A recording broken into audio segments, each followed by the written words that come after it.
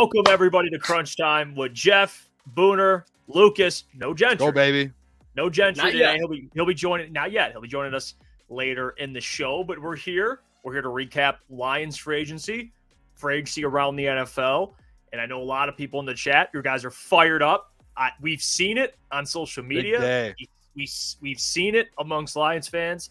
A lot of news happened today. A lot of questions we had yesterday were answered. But before we get into it all, go around the NFL. How you guys feeling tonight? What's the mood like? We upset? What's going on? Talk to me. I'm feeling good. Go ahead, Boone. Go ahead. No, I just feel good. Like it's a lot of people. I'm getting a lot of people on Twitter kind of going at me a little bit because Brad Holmes, just a lot of different things. And we'll get into it. We'll dive into everything. But busy day again. Like the NFL, dude. I love this league, dude. This league is amazing. A lot of things happening. So I'm excited for this show.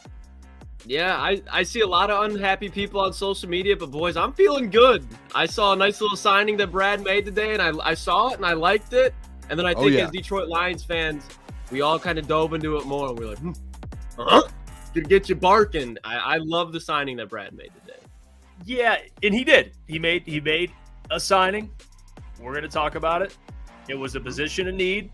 We talked about a corner yesterday. Of course, we'll get into the corner they signed today from the Raiders. But to kind of start us off, I do want to go around the NFL, talk about some deals that were done. Don't worry, we'll get to the Danielle Hunter deal. I know that's everyone's foaming at the mouth to get to that. And I know I saw some people in the comments there kind of talking about it. But we will. We'll go around the NFL. We'll start in the NFC North. Aaron Jones, he has a new home now. He's with the Minnesota Vikings. Seems like these running backs guys are just changing teams in their own division. Dude. You guys want to think about this? David Montgomery, like 4 years ago, let's go back 4 seasons real quick. David Montgomery on the Detroit Lions now, DeAndre Swift on the Bears now, and Aaron Jones now on the Vikings. Like it literally was just like a little carousel from 4 years ago. It's crazy to me. I hope Aaron Jones, to be honest, I hope every time they play the Packers, I hope he goes off for like 4 touchdowns. Like I just love those revenge stories. That would be like, I would love it, especially versus the Packers. Yeah, that Vikings offense is going to be potent. And now that they got Sam Darnold at the helm, watch out. Watch out. No, obviously I'm kidding. But that's like Minnesota is so held back by their cap situation right now where they're a quarterback away, but it has to be through the draft. If they weren't, because they got some nice defensive pieces the last couple of days, if they're a quarterback away from being potentially really good, the sad part is by the time that is, Justin Jefferson's going to be gone. So. Do you know what's crazy too, real quick with the Vikings? Is like I called out a couple weeks ago JJ McCarthy going top 5. Like when Kirk Cousins all of a sudden just goes to the Falcons and obviously the rumors are happening. In my head, I'm just like top 5 even more likely. Like they're gonna have to move up to go get the guy that they want. And if they love JJ, they're not gonna want another team to jump them. Like I had a Vikings fan message me yesterday and asking about the quarterback, and I just my opinion is like they're gonna be really aggressive to go get a quarterback. Like they need a franchise guy now. They need it. Well, before we get into the all the interesting stuff, which we will, I do want to give a shout out to the people that joined first that were here early. I like to do that, especially to the members. Eduardo O'Neill. Eduardo's frustrated. Man. He's frustrated about the pass rush. We'll get to your concerns, Eduardo. We appreciate you being the first one in. We got Robin's Nest in here as well. We got John Hughes and again Sky Ogre, of course, certified supply chain professional. Just the fellas. Coach Walk, of course. And again, we got Shift God, Mr. Detroit City. Welcome everybody to the program. Yesterday was a very fun show. We're gonna have DoseOfDion join the comment. We're gonna have DoseOfDion join the program today at 8:30. He'll help us break down the Lions offseason. That'll be a lot of fun. I'm also gonna go through, and I wasn't lying. I talked about this on Twitter a little bit, and I told you guys earlier. I teased a little bit yesterday too. And I mentioned that I can't remember a team that quote won free agency that continued and went into the NFL season and won the Super Bowl. So I went through. I did my homework because I wanted to go back. I did the last 3 years because mostly it's a quarter. I mean, you look at it, it's the Patriots, it's the Chiefs last couple of years, but I wanted to find some examples and how it could relate to the Lions. So I did the homework there. We'll get into that later in the show. But right now, guys, we'll get to what just happened, and that is C.J. Gardner-Johnson. He is now an Eagle. He returned to the Philadelphia Eagles. He got a 3-year, $33 million deal to return to the Philadelphia Eagles. Obviously, they need, they need safety help. They need a nickel. I think it's a perfect relationship there. They needed CJ back. It's funny how he left because there was a lot of toxicity coming out, when he first left to the Philadelphia fans. But we called this on the show. We talked about it. I had an inside source, a friend of mine that had conversations with CJ Gardner-Johnson. I don't want to reveal him because then that's the whole point of having a source. But he told me ahead of time, like, CJ Gardner-Johnson is out of here. He's as good as gone. And from the conversation we had, it was clear that the Lions were pushing him out.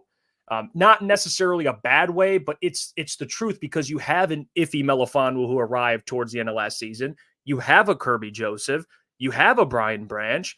It just makes sense. And I had some people respond to my Twitter going, well, what about depth? Guys, CJ Gardner-Johnson is not a depth piece. He's a starter in the National Football League. That's what he is. Yeah. So he wants to go somewhere where he can play. And now it came to fruition here, boys. So what's your first thoughts? He returns back to Philly. He's in the NFC.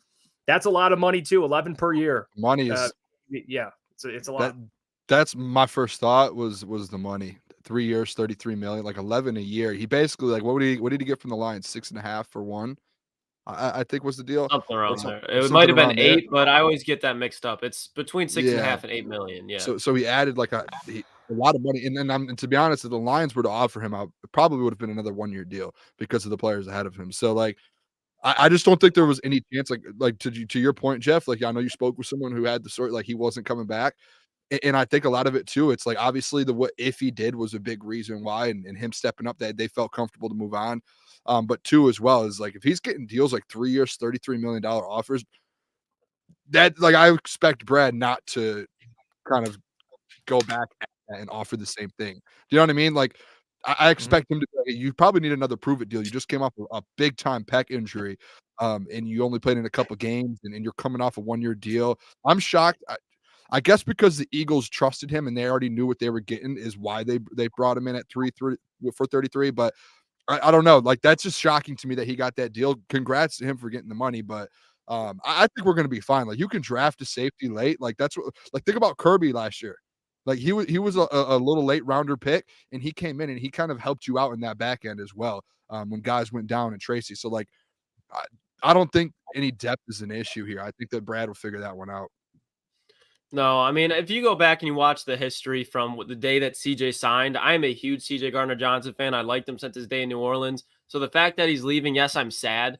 But if the Lions would have signed CJ for 3 for 33, I would have honestly been upset because I love CJ as a player, but he's got to prove more to stay healthy, to commit for that long term. The Eagles needed it. I'm happy he can go back in that situation. Hope success for him. But as far as the Lions goes, Booner, Jeff, you're absolutely correct. The Lions will be just fine. It's a player with a lot of talent that you're losing, but at the end of the day, he didn't play much for the Lions. So you can go in the draft. You can go, there's still a lot of safeties in free agency as far as depth. So the position will get filled. It sucks because I wanted to see CJ stay around long, but obviously the Lions will be just fine without him. So you're not going to slow down the bus for CJ Gardner-Johnson. Do you know? Let me say this real quick. Yep, go ahead. I know people look at the Eagles and they spend a lot of money. They significantly improved. I get that. But when people look at free agency, and this is why I can't wait to do this segment later, people are so obsessed. Not everyone in the chat. I mean, you guys are smart people. I'm talking about just general NFL fans. People look at the team that won free agency like, yeah, that team, man, that's the team. The Eagles needed to do what they did. They needed to improve their secondary. They did. They needed to improve their pass rush. They did. Like the Lions, yes, their pass rush is still in question, which we'll get to that in a little bit here with the moves they made. But the Eagles needed to do this. They needed to improve the run game. They did. DeAndre Swift wasn't good enough. He just wasn't. He fell off last year towards the end. He was great at the beginning. They needed to. They upgraded. They got Saquon Barkley. So the Eagles have been spending a lot of money, but guys, don't forget they needed to. They lost to the Tampa Bay Buccaneers. I mean, then the Bucs are, they were a story. It was a great team that had a run there late in the season. But the Eagles, I just want to say this, Boom, before you go, like these moves were necessary for the Eagles. They needed to make, in the coaching changes they made, this was all necessary. They had to do this. Only thing I was going to say with CJ to kind of finish this off was I think the only thing that like it does affect a little bit and probably doesn't because there's going to be guys that step up and kind of fill this role. As much as like people say maybe he talked too much and that was like in games on the field. He was a locker room guy, and I think like Lukas will agree with me. Like one of the reasons, at least I really liked CJ in Detroit, was kind of his leadership. As much as people don't want to admit it or talk about it, that was one thing that he was very, very good at. Was kind of leading that football team, that defense. I know he was a very vocal piece of it, but that was something that helped out this Detroit Lions defense, was being someone vocal back there. Like if you ask Kirby Joseph, I remember I saw an interview early on in the season. It might have been at training camp when we actually went. Was he mentioned like CJ Garner-Johnson has helped him kind of spread a little bit of his wings and get out there and get more vocal and kind of become a better leader and a verbal leader. So that's the only thing I think with CJ you're missing, but I would expect guys like Hutch, I know already Anzo, like Kirby now, Iffy, like some guys to step up and kind of take that role. Even though he was out for a little bit and he was injured or away from the team, that was still like a big piece even when he came back. Yeah, I'm not paying $11 million for leadership. So, I'll just hire, I'll hire Tony Robbins to come in, hourly, come in and motivate these guys. Like, I'm cool, Awesome. man. I'll go in there and do it, man, for $11 million. Dude, Let me get that job. Get Gary V. Get Gary V going. Dude, I'll do it for $1 million. I'll give you $10 million off. And we talked about it, right? Like CJGJ, how it ended. It was frustrating for Lions fans, but I mean, we were all kind of in the same like opinion where we like CJ as a player, didn't love his antics, but at the end of the day, it's not like we said because of his antics we don't want him. It just made sense, guys. The safety room is what it is. Yeah, they'll address played out weird. Yeah, they'll either address depth in free agency or just draft a safety late. They'll figure it out. So I'm not concerned. That was kind of my takeaway over this. It's like, okay, cool, good for him. It'll be fun matchup against the Eagles. I'll tell you that. He'll be talking a lot. Can't wait for that one. I do want to move on here to kind of get to some other moves. Derrick Henry. I mentioned yesterday that he bought a house in Dallas, which was true, and he had conversations. I was telling the truth about that. They had conversations with the Cowboys. This was per ML Football, and they took it from another source here, and they put this out. But the Dallas Cowboys quote said, "Too much money." That's what they said to Derrick Henry. They didn't want to match his price point. So, I mean, even though Jerry Jones said we're going all in, he didn't want to match Derrick Henry's price point. Then he goes to the Ravens, guys. I think that Ravens deal for him. The Ravens, I'll tell you what, they ain't gonna. What they run the ball in that playoff game like 5-6 times. 6 times. They tried to make Lamar Jackson turn into Dan Marino. You can't run it 6 times with Derrick Henry. I'll tell you that. I mean, think about like the options and that. Oh my gosh. I saw something that was like since 2000. I saw since 2018 they have like the leading running back rusher in the NFL and the leading quarterback rusher in the NFL now on their team. Like that's just like do a read option every play. Like let's just run it down their throat every single. Like that's just it's unfair. The king, baby. The king. Think about this. Right? They're gonna have Derrick Henry, Jeff, and you know who's coming to switch the pace up right behind Derrick Henry? Keaton Mitchell. Mitchell, dude, that's going to be a 1-2 punch. So such diverse backs as far as size and what they do with the ball in their hands, but that's going to be a nightmare for linebackers and safeties. Now we'll get into the Texans. I mean, the Texans had. I mean, if you want to go off the cheesy who won free agency, the Texans got significantly better. They did. And they already had a winning product. They won their division in their first year with CJ, with D'Amico. And D'Amico's a hell of a coach. That he got his staff right. They have a hell of a team. You draft Will Anderson, and then you get the players around him. I mean, I think Jeff Okudah, by himself makes this team a contender. But if you take Okudah out of it, all jokes aside, like I'll go through and tell you guys, and I'll let you guys kind of speak on it, what you think the Texans are next year, this upcoming season. They re-signed Dalton Schultz, of course, but they signed our guy, Danico Autry, someone we wanted in Detroit. They got him on a 2-year, $20 million deal that includes $10.5 million guaranteed. They got Autry. They got Danielle Hunter. And they got, which we'll get to, but they also got your guy, Lukas, Azeez Al-Shire. Yep, Al-Shire. So you like him a lot. Yeah, and they got Mike Ford. Which Mike Ford, he's all right. He's like right. A good, like you'll trot him out there because they got Jalen Petrie as well too. They already got a good safety. Yep. So yeah, and then they got Joe Mixon via trade. So they got like Mixon. A 6th or 7th round pick. 7th, yeah. 7th? That speaks to kind of the market there. But guys, your reaction just on the moves, and then of course they got Danielle Hunter, and this is the controversial thing: 2 years, $49 million deal that has a max value of $51 million. that includes $48 million fully guaranteed. Now, mind you, it is Texas, no state taxes. He's going to get to keep all of the money he can earn. So that's also, whether people want to admit it or not, that actually has something to do with it. Yeah. But they got Will. You look at that defensive line, guys. Will Anderson, Danielle Hunter, Danico Autry. Woo! That's that might rival any defensive line in the NFL. Yeah. It's Lucas, up there. It's up there. Yeah. I mean, when you look at it, the Texans, baby. The Texans, they're going to be a dangerous team. They're going to run through the AFC South, I think, for a long time. And obviously, they went up and they traded their soul for Will Anderson, as they should. So I'm not knocking that whatsoever, but they don't have a first-round draft pick high up there. So now they got to go all in on free agency if they really want to take that next step to contend now, which I think they can. And the fact that they have CJ Stroud, Derek Stingley, Tank Dell, Christian Wilson, the linebacker, Will Anderson, they're very similar situation outside of the quarterback for the Lions, where they have key foundational pieces all on rookie contracts. Now they have Laramie Tunsil, their left tackle, who's on a huge deal, and we have Penei Sewell. But you get what I'm saying as far as they have a young core that can produce now. And I think with that defense, we talked about Azeez Al-Shire, who was his defensive coordinator in San Francisco, D'Amico Ryans, and he knows what he's all about. I think this defense going to be damn near top 10 in the league, and this offense could very well be top 5 in the league. This team's going to be a problem for a long time.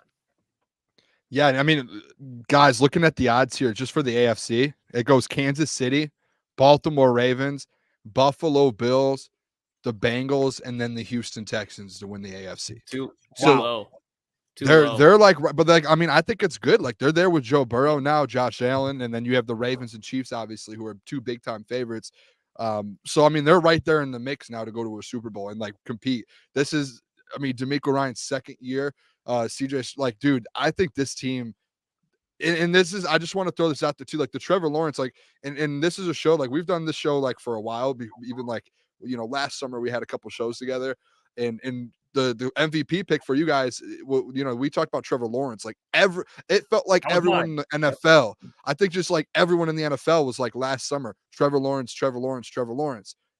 And now the Houston Texans, like if you look at their division odds, they're favored by like a good, like it's like plus 150 to like plus 250 or plus 300. Like it's like a clear, like the Texans are the best team in the AFC South now. And like, who would have guessed that a year ago when CJ Stroud got drafted? Like none of us, no one in this world would have been like, yeah, in a year they're going to be favorites and they're going to be the 5th favorite to go to the Super Bowl out of the AFC. Like they've added so many pieces. I think they've won free agency, but again, like what does that mean? So like, I think a team like the Texans, you could say like, yes, they won it, and they're going to actually kind of put that to use because they needed a lot more pieces than a lot of other teams, and they addressed everything. Like they have weapons now, they have an offensive line.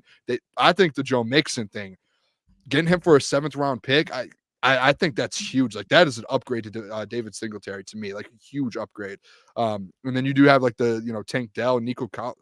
They just have some dudes out there, man. Like I'm scared. And now that defensive line is a scary, scary thing. It's going to be a good matchup. I don't remember what week we play. I don't think it's out yet, but that's going to be an exciting matchup. Yeah. I think we're on the road too.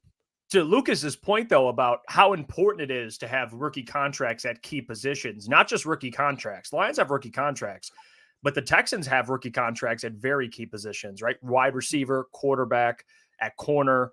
Like they're able to, they have the luxury to go sign and remodel their whole entire defensive line. Now you might argue, well, the Lions have rookie contracts. They have Aiden Hutchinson, they have Penei Sewell, which is fair, but they're not paying CJ Stroud $30+ million.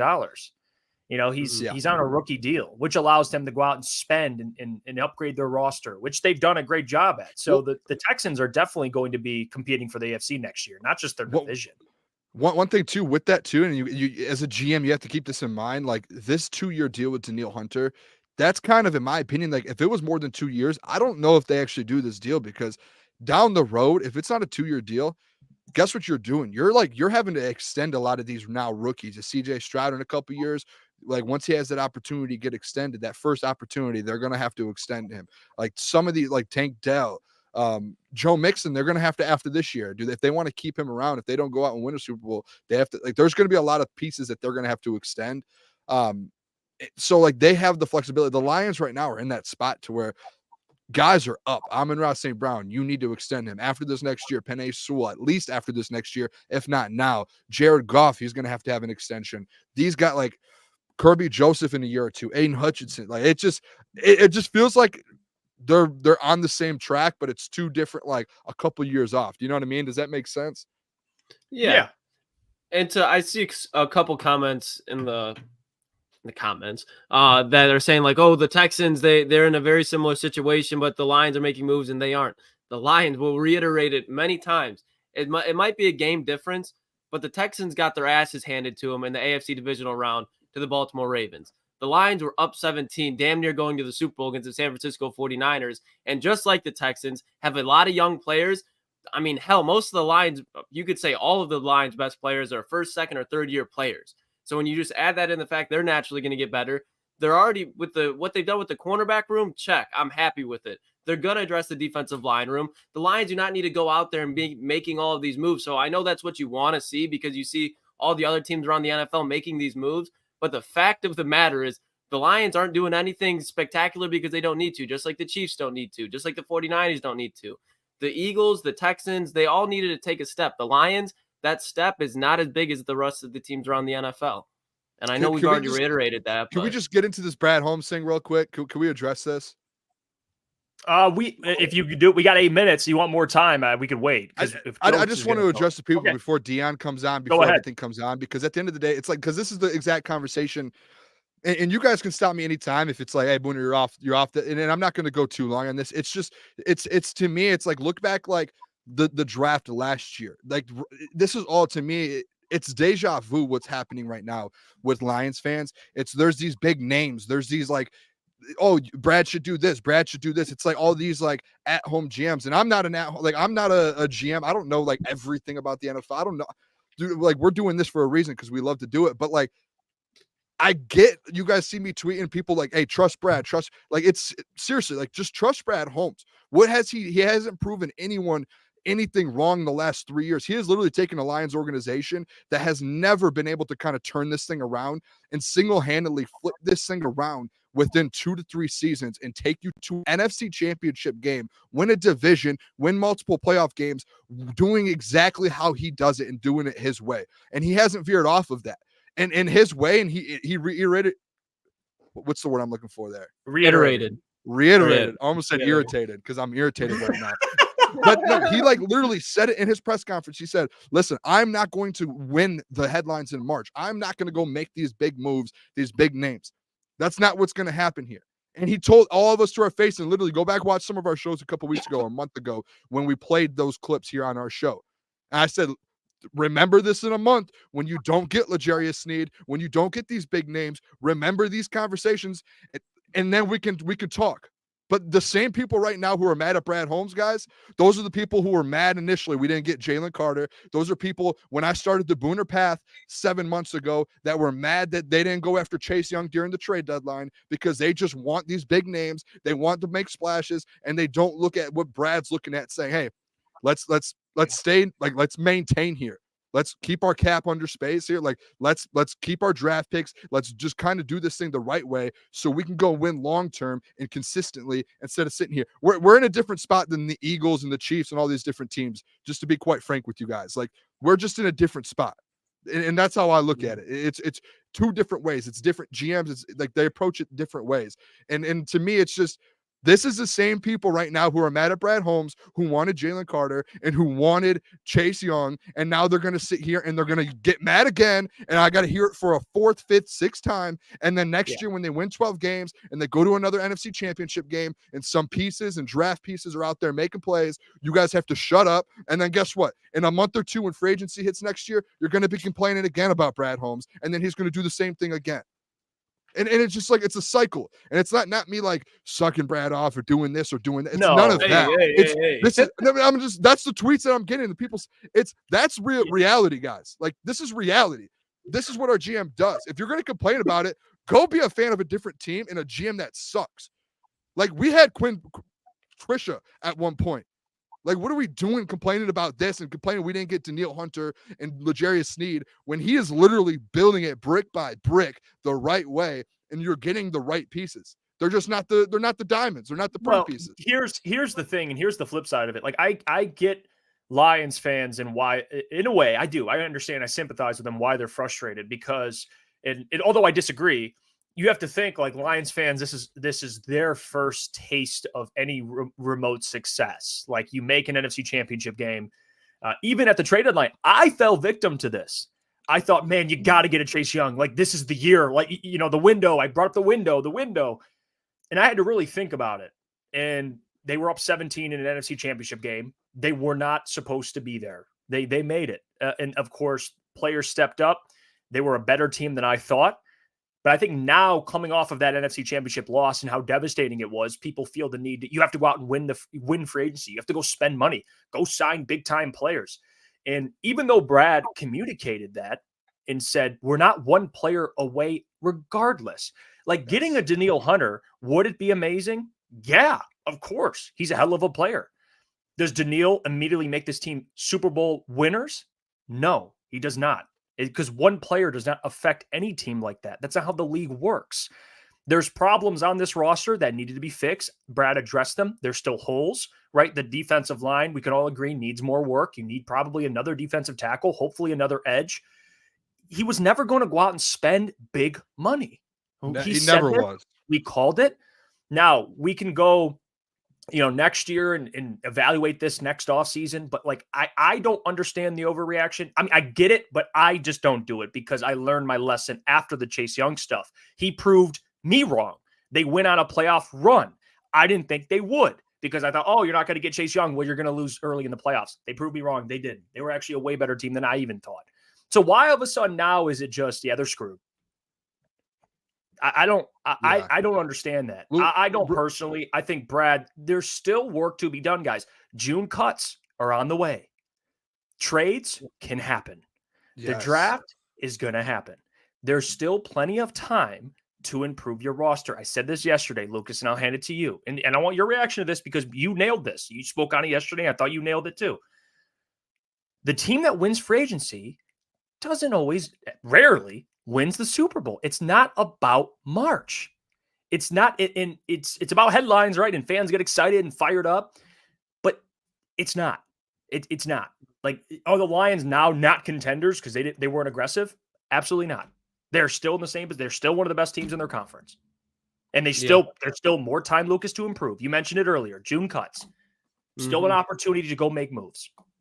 Yeah, Brad Holmes is not going to just sit and look at this roster that has an obvious need and just go, you know what? No, we're in win now mode. We're just going to leave that as a need and we're not going to address it. I don't think that's the case at all. And I think it's just simple to go and look back at how the GMs have built their teams. You go look at Philadelphia, Howie Roseman has been making big-time signings and trades since he got there. You go and look at San Francisco, John Lynch has been making big-time signings and trades since he got there. At the end of the day, those two GMs combined, how many Super Bowls have they won? 0. You go and look at Kansas City. How many really big-time signings and trades have they had? The only big-time signing that I can ever think of when I think of the Chiefs is Tyrann Mathieu. And he was a huge part of that. But then after he left, what happened? They won a Super Bowl. Then, like, you go back, and the teams that do make those big moves, for example, the Rams. Now, they are still a good team, but I don't think they're the Super Bowl contenders that they once were. They went all in, and then after that, they're out. But they don't have the young talent that the Lions do. So all these teams, how they've been built is completely different from the Lions. And I think every team's different. But just look at what the Lions are building. Don't look at what Philly's building. Don't look at that because the Lions showed you they are already contenders. If they just stick to what they are doing, they're going to stay on the right track and improve because that roster is made to organically improve. And if you just look at that, then you won't freak out about everything else because you're controlling what you can control as far as a fan. And you look at your team, you can control how you feel about your team because you know what's going on. You don't know what's going on with these other teams as much. So just lock in the lines and realize that they're doing what they always have been doing to get to this point, in my opinion. Yeah, that's the thing. Real quick before Dion joins, like that's the thing I think people are struggling to understand. Like the process Brad has got them this far. And yes, it is okay to criticize. I always say that no one's absolved from criticism. But if you want to bring up the Rams as an example to go all in, they are the exception to the rule. They are absolutely the exception. Matthew Stafford had one of the greatest playoff performances through the playoffs I have ever witnessed. Like they're just they did it, so we can do it. Very different. But you know what, guys? I'll shut up. We have a guest joining the show. I want real quick. Can I throw one more thing out there? There's a comment. I apologize. I just want to address the comment here. Like you guys think this current defense can go to the NFC title game? I just think of this. What people need to understand, it's like this isn't the finished product of Brad Holmes. That's like what needs to be understood. Well, Like he's gonna go out there and get. But Lucas, we're day 2 in the free agency period right now. I agree with you. I just think this is a very simple answer. Has the defense improved this offseason? Yes, and guess what? We just won the NFC Championship game. That's all. That's all it is. It's to just it. You don't. There's the not 2 even. days. That's a troll comment at that. It is, but just the 2 days into free agency, just because big names have gone other places and or Brad hasn't landed them, it's just let's like let this finished product come out, and then we can have these conversations and criticize. Well, I know a guy that we can go to for this, and I'm curious. Yes, I know sir. Dion probably been trying to calm the crowd down on his own YouTube channel, which you can check out, by the way, DoseOfDion 2.0, but he is joining the program. Welcome to the show, Dion. We appreciate you for taking the time. Dion, how you doing today? What's the vibe like for you as a Lions fan, someone who covers the Lions? Man, I'll say this. First off, the energy. Can y'all hear me? Am I good? Yes, you're good. Yeah.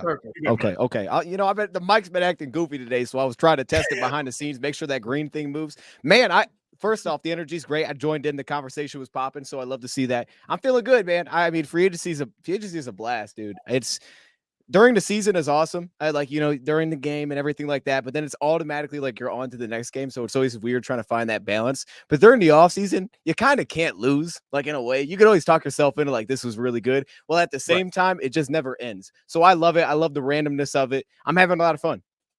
Well, Dion, I'll start off by asking you this, and I'll get right into it. I mean, let's just get right to it. Danielle Hunter signed with the Houston Texans. I know that was somebody that people have talked about. Patrick Mahomes restructuring his contract, so assuming they're going to try and re-sign L'Jarius Sneed.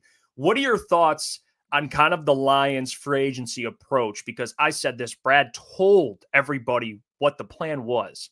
But what's your take on it? Did the Lions miss out, or you think they're still on track to have success heading into next season and kind of build off what they did this year? Where are you at? Yeah, that's actually a good point because you're right. Brad Holmes did lay that out, that it was going to be like what we've done to this point, and they've done exactly that. I'll say this first off, just on the Danielle Hunter thing, I may be my own kind of category here. I really wasn't like super interested in bringing him in just in general. That's not to say that I'm like the one that's sitting here like Danielle Hunter isn't actually good. No, He's awesome. But at the same time, like I didn't really see the vision for doing that necessarily. Like to me, that didn't make sense. And for a while now, like there's been a couple moves that have gotten me. I know last time I was on here, I brought up Van Ginkel. So to see the day Minnesota Vikings just, man, I mean, day one, what are we doing? They're just taking our guy, and we were just kind of chilling for a minute. So a couple of those stung a little bit. But honestly, like there hasn't been a lot of splashes that I'm sitting there like, I don't know why we didn't do anything, because to what you just said, this is the expectation coming in. So I'm just like rolling exactly with what I expected to happen. Nothing's really changed that. I love the additions that they made. I think they've addressed the right positions. But then also on top of that, like guys, for example, like Danielle Hunter, I'll just say this because I just want to mention the Danielle Hunter fact just in general. I look at this defense, and I think the Lions believe they have a lot of their answers already here. Aiden Hutchinson, of course, is an answer. I think Josh Pascal, they really do buy. He's going to be a big part of the future. That's why, you build through the draft, you invest a second-round pick. These guys are hoping are going to be part of the future. I think about the Levi situation. We didn't immediately last offseason as much. We were like, okay, we really got to figure that out because we haven't seen Levi yet. They still left the door open for him to get opportunity. When you buy into we're going to build through the draft, you have to have a path for them to actually play. And I think once you start to stack players on top of that in free agency, you're not leaving any kind of room for those guys to get snaps. So for me, I really feel like across the board, they have a lot of their answers lined up for the future. They can still add to that. But with the Marcus Davenport signing that's thrown in there too, I love what the Lions have going. Dion, I tuned into your show earlier today, so I have an idea of, I feel like where you're going to go with this answer. But kind of going forward in free agency, there are still a couple needs here on the Lions team. Who is like your number one right now going forward for the next couple of weeks before the draft? Because I still feel like there's a lot of names out there that people aren't talking about. Do you have one or two people that you're kind of having like on your eye there that you want the Lions to go after?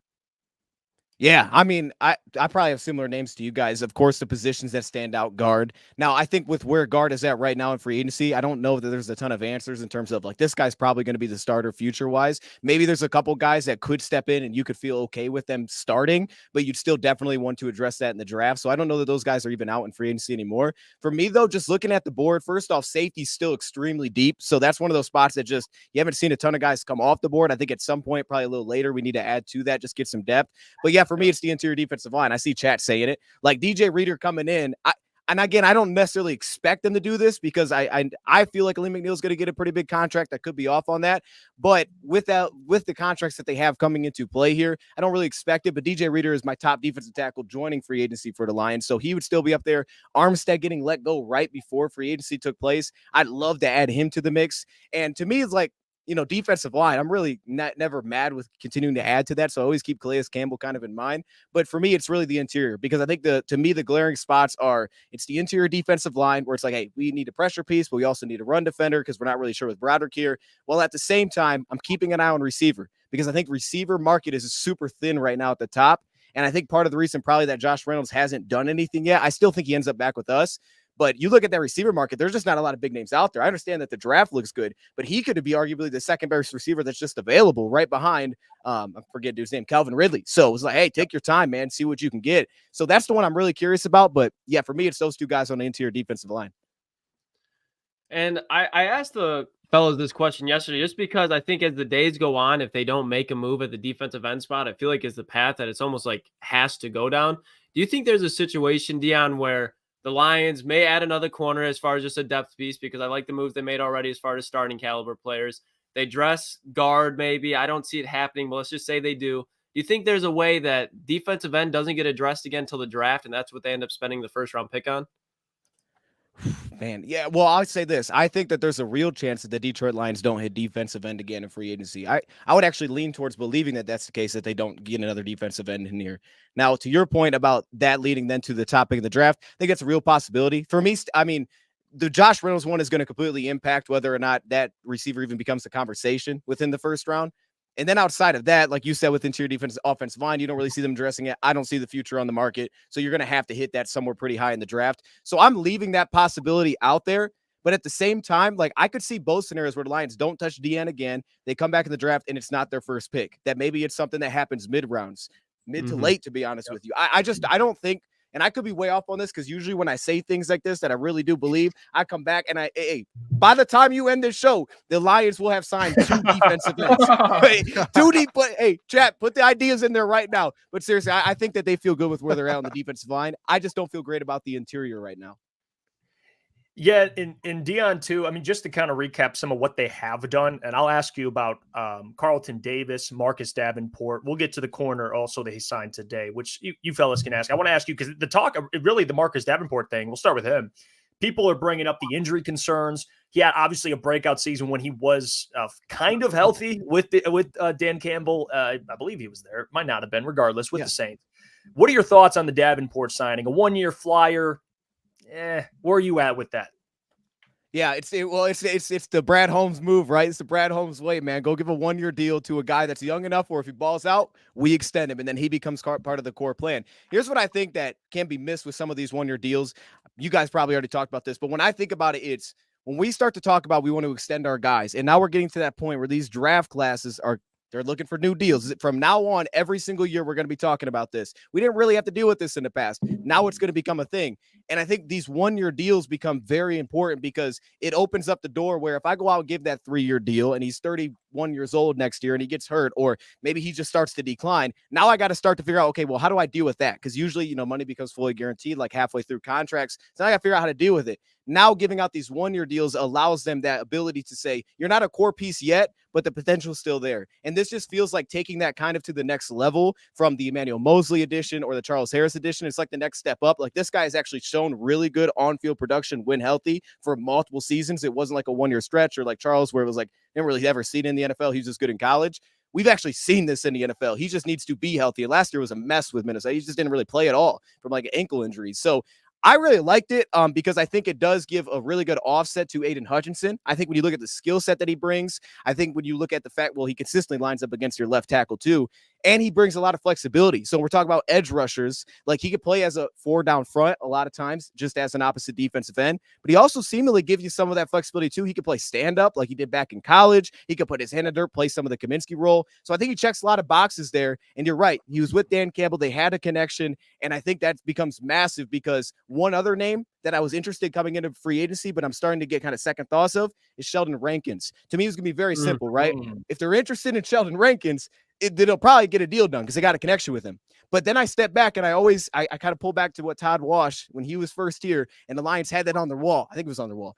You got to earn the right to rush the passer. And it was like, hey, you got to stop the run first. And the Lions have never backed off that. Even last year when he wasn't there and they were telling Aleem, hey, it's great, man, you're slimming down. You still got to be able to handle the run. And I think for the Lions there, with a guy like this in particular, that's something that he still does really well. Like, that's what he can bring first. So for me, I really like the deal. There's not much of a risk to it, obviously, because he's basically coming on a second prove-it deal. And I think it fits well if it hits. And we've seen it hit with this coaching staff. Yeah. Dion, I think number one, and we probably all agree on this, the number one need this offseason was probably corner going into the offseason. Obviously, Carlton Davis, trained for him, Amik Robertson. Where are you at with those signings there? You feel pretty comfortable with that, kind of just going forward with them, or you think they still kind of grab someone later in the draft to add to that? And obviously, you have still pieces here with Emmanuel Mosley, who's coming off injury, and Cam Sutton. But are you comfortable with that kind of what they did there? Yeah, I'm with you. I think it's still a draft pick for sure for the Lions. With that though, I don't know where. I mean, it still could be multiple, to be honest. It really just felt like a cleansing in a way. It was, hey man, we're resetting this whole cornerback room. We got one guy that we already paid, and we got Branch. Everything else, we're restarting here. We're figuring this out because this has been a mess since we've gotten here. With that though, I mean, I need to watch more Carlton Davis, I feel like. But again, if you're just looking at size, the complete offset and skill set that he brings for Cam Sutton, I think helps a ton. Well, at the same time, he still fits schematically and it makes sense stylistically. And he's played really well again, but he's kind of been dinged up here and there. So you got multiple guys now between him and Mosley that you kind of can expect are probably going to miss some time. And then to me, the Amik Robertson was probably my favorite signing to this point. I know there haven't been a ton, but that was my favorite one. You give him a 2-year deal. It's probably one of those things where they feel pretty comfortable with that signing. It's not a high price point, but Amik Robertson's been on the complete upswing these last couple seasons. Plus, you now add flexibility behind a guy like Brian Branch in the slot, which we didn't really have once you lost Will Harris and Chase Lucas and potentially Jerry Jacobs too as well. So to me, Amik Robertson is just trending the right direction. He's a Detroit Lion when you watch the guy play. So that was my favorite signing to this point. If I'll tell you this, if we came into a game next year and I asked everybody on the panel and look, they were healthy and you told me Carlton Davis was out there with Cam Sutton and Brian Branch, and those were my two backups, I feel really good about that cornerback room. It's purely just about health for me right now. I think that cornerback room is really strong.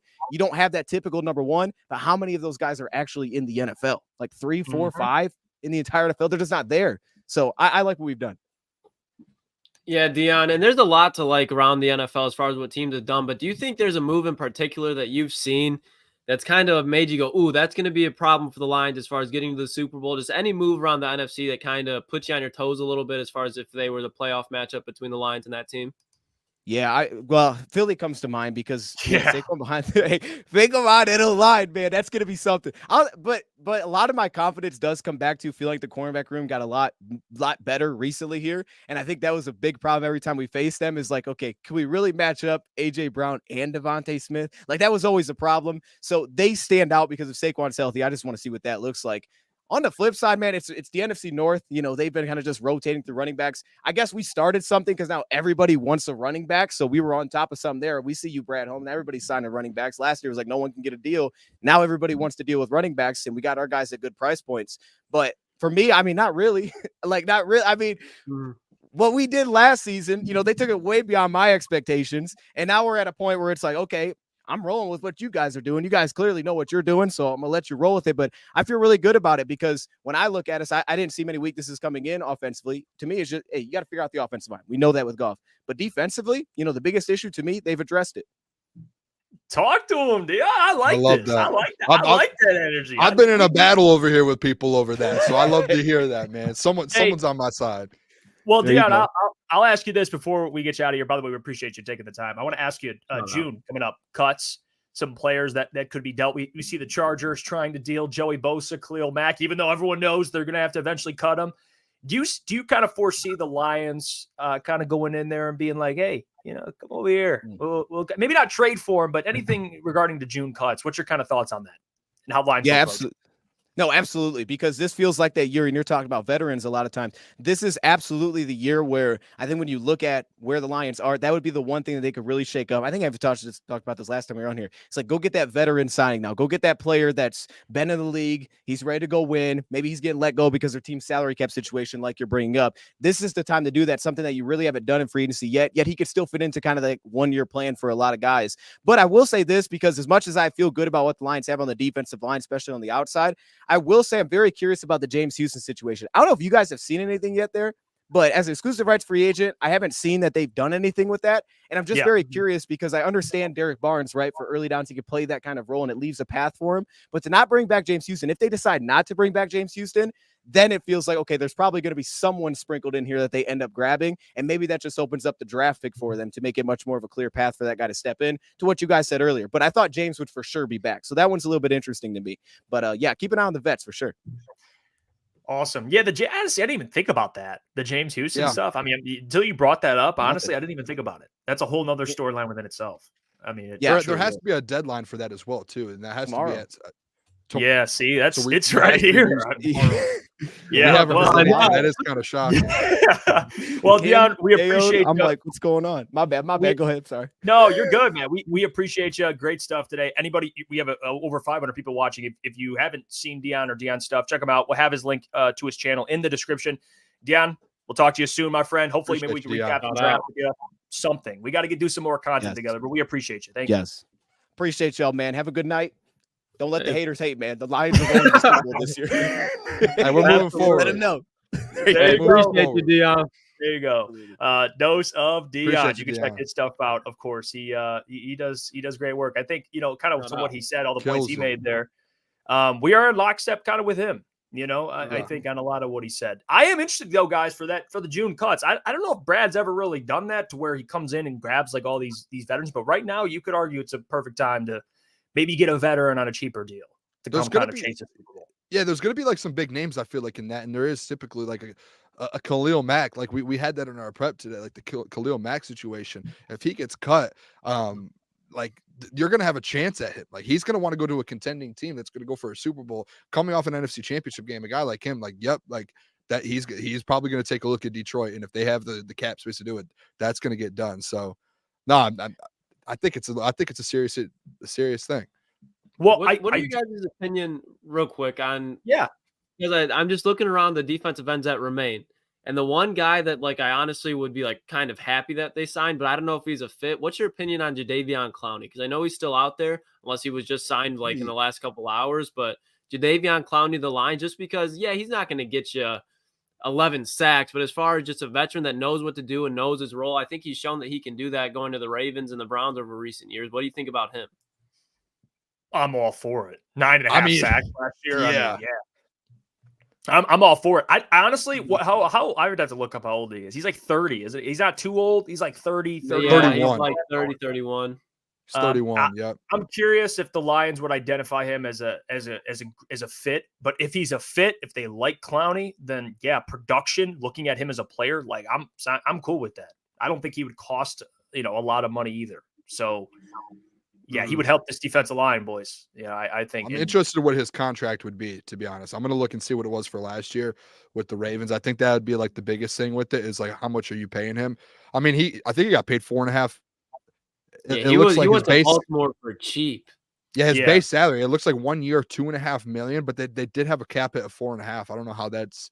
But that was also coming off a 2-sack season, and he just had 9.5. So he probably. And he was in a great situation, though. That's the thing where I don't think he'd have the same production in Detroit, just because you look around that Baltimore front seven, it's loaded. And I know they lost Patrick Queen, so that'll be huge for them. But I don't think he'd have that. But I mean, he's still without a doubt an upgrade, and he's not going to be anything more than.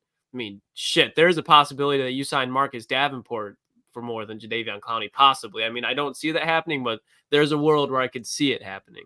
Guys, I'm on this thing in my head, and I've been thinking about this the last like 24 hours with all this edge thing, because I've been pretty on like, hey, I would love to get a big time edge to bookend Aiden Hutchinson. Like, are we too worried and like kind of looking too much into like you need another guy that can go get you 10 sacks with Hutch? Like, more that I think about it, it's like you really might not. Like, you could get like an edge rusher by committee a little bit on that other side, to where if Hutch goes out there and gets 15 plus, 16, 17, where if you get a DJ Reader, you have an Aleem McNeil that's helping and taking guys away from Hutch. You have a good like a Jadeveon Clowney who can go in there and maybe get like 7 to 9 next year, and then like just different rotations in there. A commish, like he just took a pay cut today, and guess what? I've said this all along. Look what commish did last year compared to this year, and his role from last year to this year. Last year, he was kind of that second, third guy coming in, and when you just needed a couple reps out of him, he came in and dominated. This year, he was getting starter reps, and he was starting some games, and that's just not his role. So maybe that edge, like, and I see some people, we already did edge by committee. You did edge by committee with edges who couldn't win one-on-ones and go win their battles out there. A Jadeveon Clowney will go out there and win a battle and help open up for Hutch and Aleem and these guys. So maybe we're looking too far into like these Danielle Hunters getting a 17 sack guy in here. And it's like, hey, maybe we just need a couple dudes that can go out there and get 6 to 7 sacks and kind of take some dudes away from Hutch, because you do have a tier 1, tier 2 pass rusher on the other side. What do you think, Lucas? Do you want to? Okay, so I think they don't need a guy that's going to have insane production, but they need a guy that's going to have a impact on the game, especially against mobile quarterbacks. Aiden Hutchinson just needs a guy to free him up for one more second so he get to the quarterback. To your point, I mean, I think me and Jeff, and even you later on in free agency, we said get a Leonard Floyd, get a Huff, get a guy that's a legitimate starter on the other side of him, because at the end of the day, the Lions, they still have an elite run defense, but they do need a guy to get to the quarterback. If you can unlock Hutch, that's your guy to get to the quarterback. But they need to get somebody that can hang with mobile quarterbacks, because you saw it against Purdy. You saw it against Jordan Love. You saw it against even Mahomes a little bit. The mobility inside the pocket killed us. And Lamar. The mobile quarterbacks kill Detroit. So they need somebody that can take that problem out, or at least help that problem. Yeah. I think you nailed it, Lucas. Me and you were in lockstep. You said exactly what I was going to say. And I think you nailed it there. It's not about a number. And I'm with you. It's not like you need a guy that can get you 10 sacks. That'd be great. I mean, that's awesome. Mm-hmm. The thing we've been clamoring for is Hutchinson needs help. And what we mean by that is somebody that can, someone that can win one-on-ones, that demands attention. Like every offensive line that faces this defensive line for the Lions goes into it like, we got to stop Hutch. Now, Aleem McNeil has kind of turned into a solidified, defensive pass rushing defensive tackle, but they still need another edge. Kind of like what James Houston was his first year. I know he was injured, but his first year, like that's what they need, but preferably somebody that can play every down.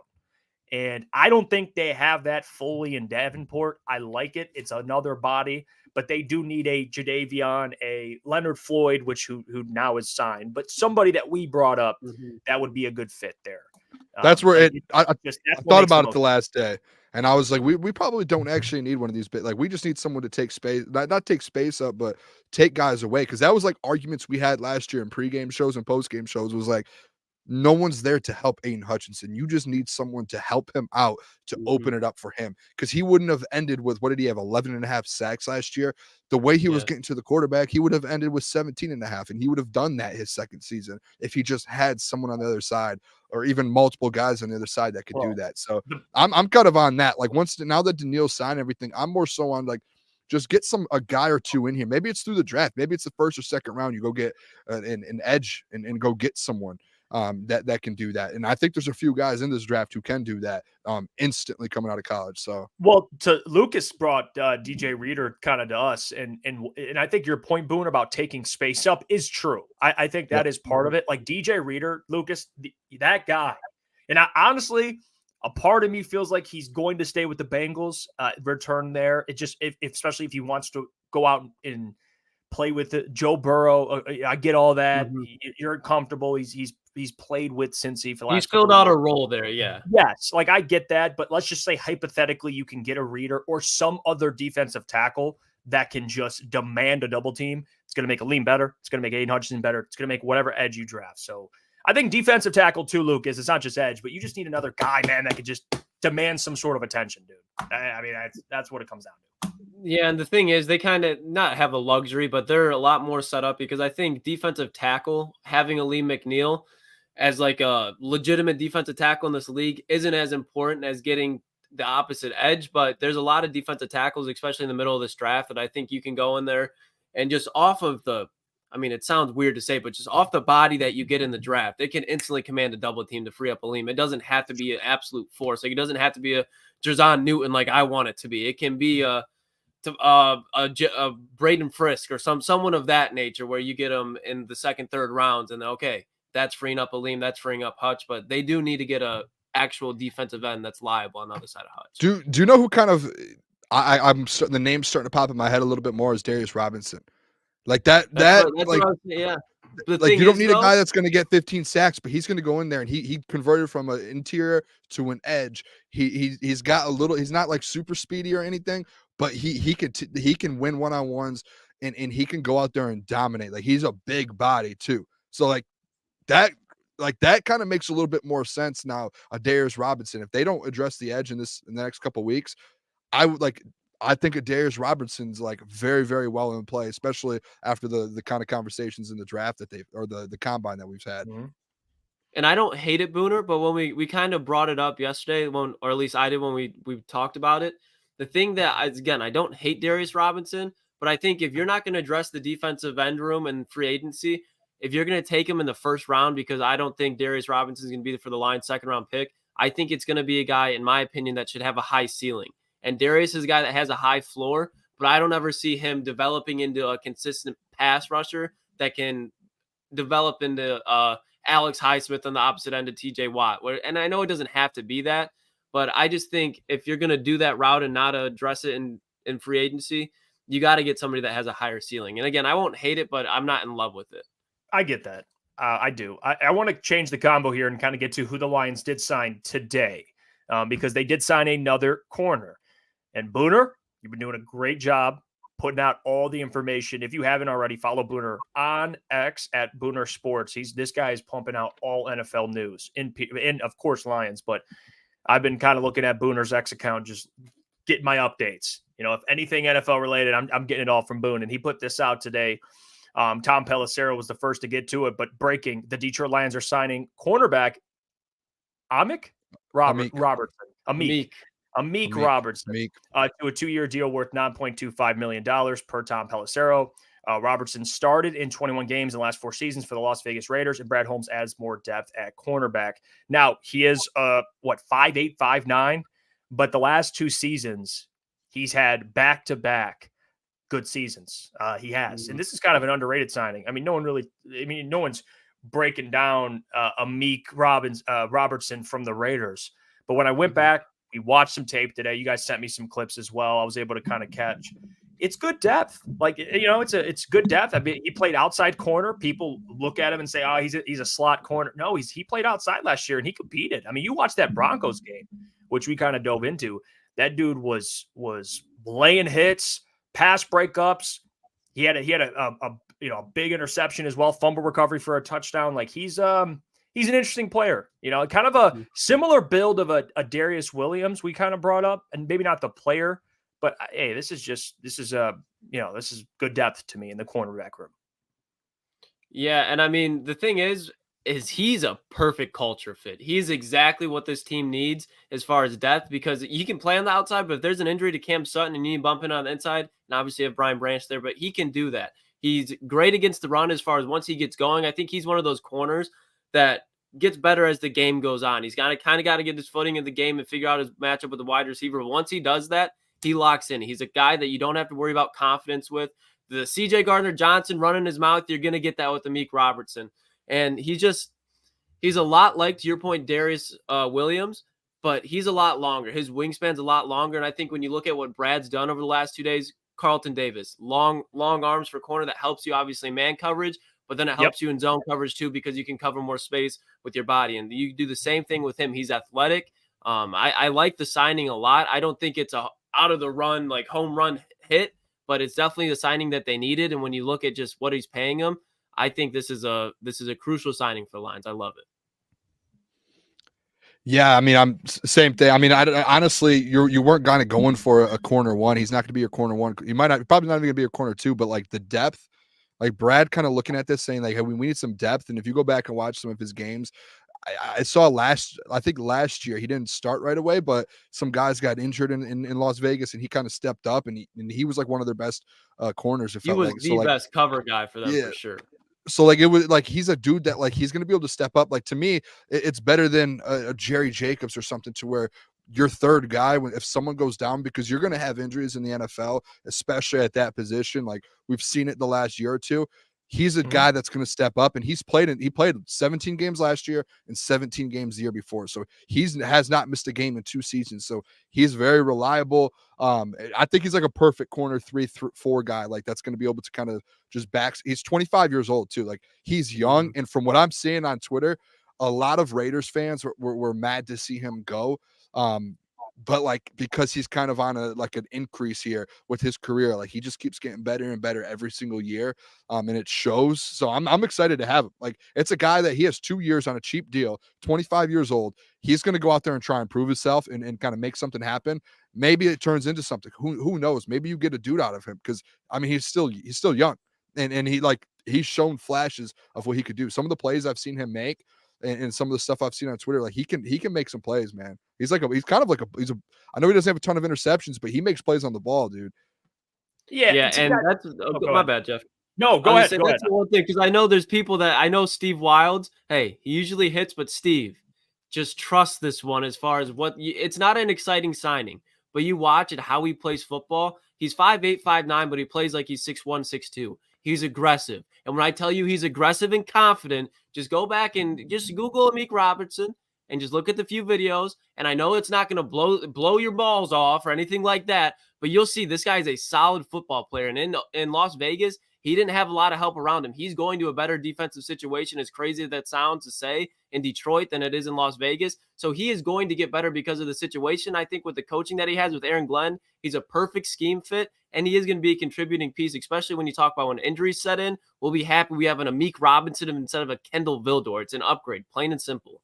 Yeah, that's all you can ask for, right? You asked Brad, go into the offseason, upgrade a position of need. He did that. Like, I'm not going to say Amik is, L'Jarius Sneed. No one's saying that. But to your point, like, it is an upgrade.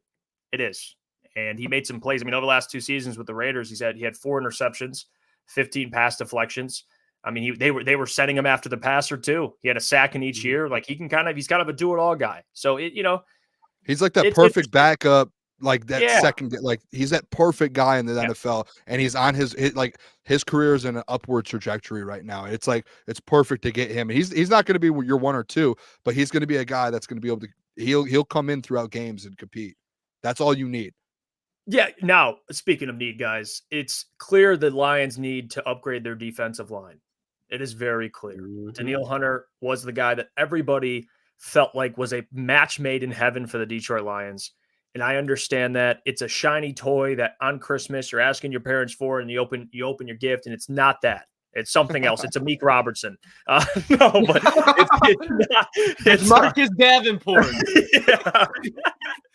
And all jokes aside, like $6.5 million.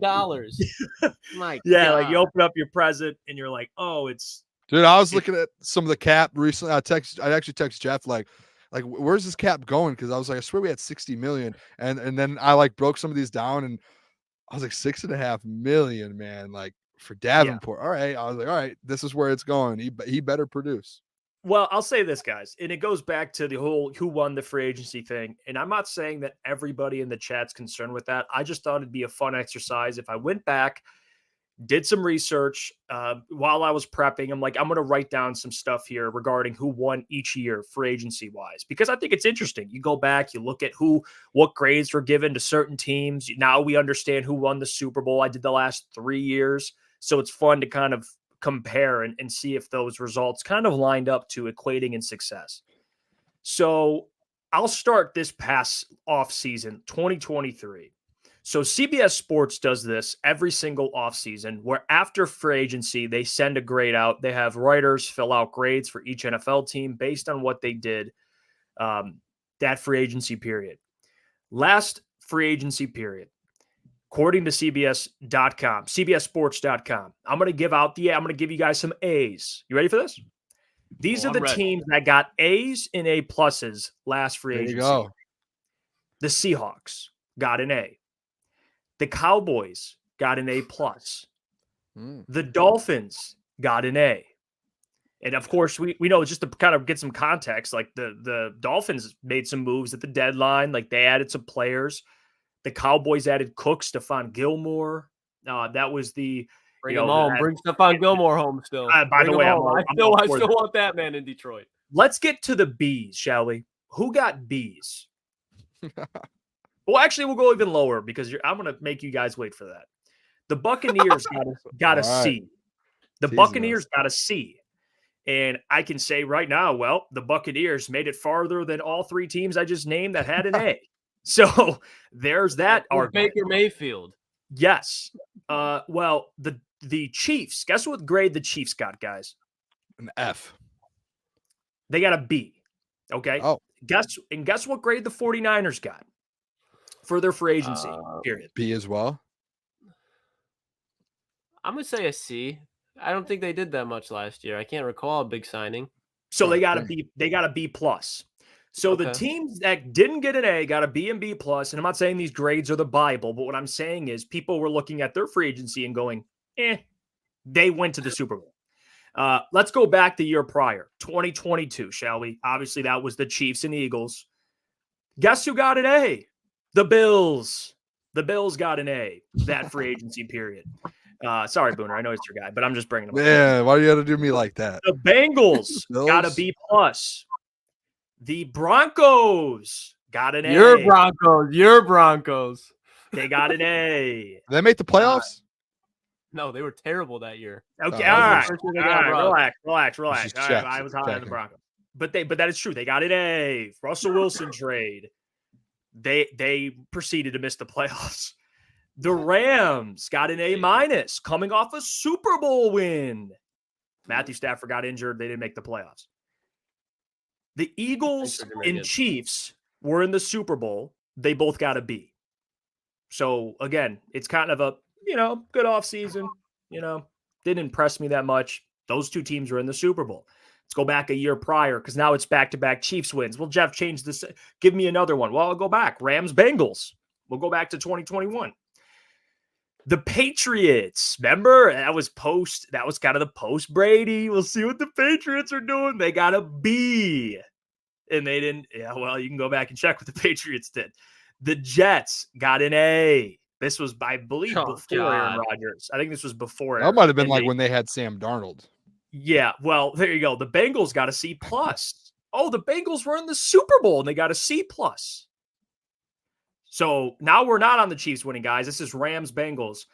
The Bengals got a C+. The Rams got a B for their offseason, their free agency. Of course, that is not including the Stafford trade, which definitely helped them. But the point of this exercise, each team that won the Super Bowl, none of these teams got an A for their free agency period. It was B and lower. Mm-hmm. So the point is, and I know you guys understand this. I'm just doing this because it's honestly fun. I just like looking back. And this is CBSSports.com. They do this every single year. Like when we look at moves and say, well, this team won free agency. Well, that team won free agency. At the end of the day, when it comes down to it, in fall, you play football, injuries happen. So many things go into it. That's why I said that one player doesn't always affect, not at all. The one player argument is wrong. It has never been true. It has never been true in the history of the game. One player pushes a team to win a Super Bowl. Like, even if you go back and look at a team and say, well, they added this player and it helped them. Well, did they add another player? How did other players play on the roster? Did they have breaks? What happened come the postseason? There's so many things that go into it. It's one game elimination that when you look at it, it's not just free agency. Like, to me, the Lions didn't even have an awful free agency so far. Like, do we not love the Davenport deal? Like, yeah, I'm not in love with it, but I like Carlton Davis. I like Amik Robertson. There's still money available. There's still cuts that have to happen. There's still guys they're going to re-sign. And I like to count re-signings, guys, as part of free agency in a way because you're keeping 10. Yeah, it's true. 10. You know what I mean? The Chiefs, their whole free agency has been re-signing Chris Jones. Which I think it's part of free agency because those players can leave at their will. Like, they can leave if they want. You have to pitch to them. You have to sign them to deals. Gay. Yes. Yeah, Chiefs just did. Yeah, so it is part of free agency. even if you want to go back and bring up the Bucs and say, well, Tom Brady helped the Bucs, absolutely, because he's Tom freaking Brady. And on top of that, look at their defense. That defense terrorized Mahomes in the Super Bowl. Like, go back and watch. You know, like it's not just, oh, Brady was the entire reason they won. No, it's football, guys. It's not just one player. It's a team game. So that's the point I'm trying to make is like the last 3 years, who cares about these freaking who won free agency? It's not always, it doesn't always come down to that. It's about how do you do in everything combined. It's making moves during the season. It's the draft. It is, of course, free agency, you get better. But like Brad said, free agency, you go out and address some needs. The draft, you find talent. You get better through the draft. Yeah. And of course, resigning players. The Lions are great at drafting. They have to do that. So based on this exercise, I mean, I went back even farther. I think it was pointless to keep going. But it is true, guys. The team that makes splashes and does all the sexy stuff doesn't always go out and just have this immaculate run and go dominate and win the Super Bowl. That's just not how it works. Can I throw this out there too? And to kind of your example there a little bit, Jeff, like especially with like look at like the Chiefs right now. They're still all in on going for a Super Bowl next year. Like they're going for a 3-peat right now. And look at what they've done this offseason. Yes, they have Patrick Mahomes, Travis Kelce, Chris Jones, right? Like those three. Those are their pillars. The Detroit Lions have pillars now. Aiden Hutchinson, Amon-Ra St. Brown, Sam Laporta, Jahmyr Gibbs, Jack Campbell, Alex Anzalone, Brian Branch. Penei Sewell. They have their pillars, right? You have your pillars and the Chiefs have their pillars, and then you find the pieces to fit. That doesn't mean, hey, you need to go out there and get a name that's very familiar and a household name that's going to cost you a lot of money. Look at what's happening with the Chiefs right now. They just lost Willie Gay.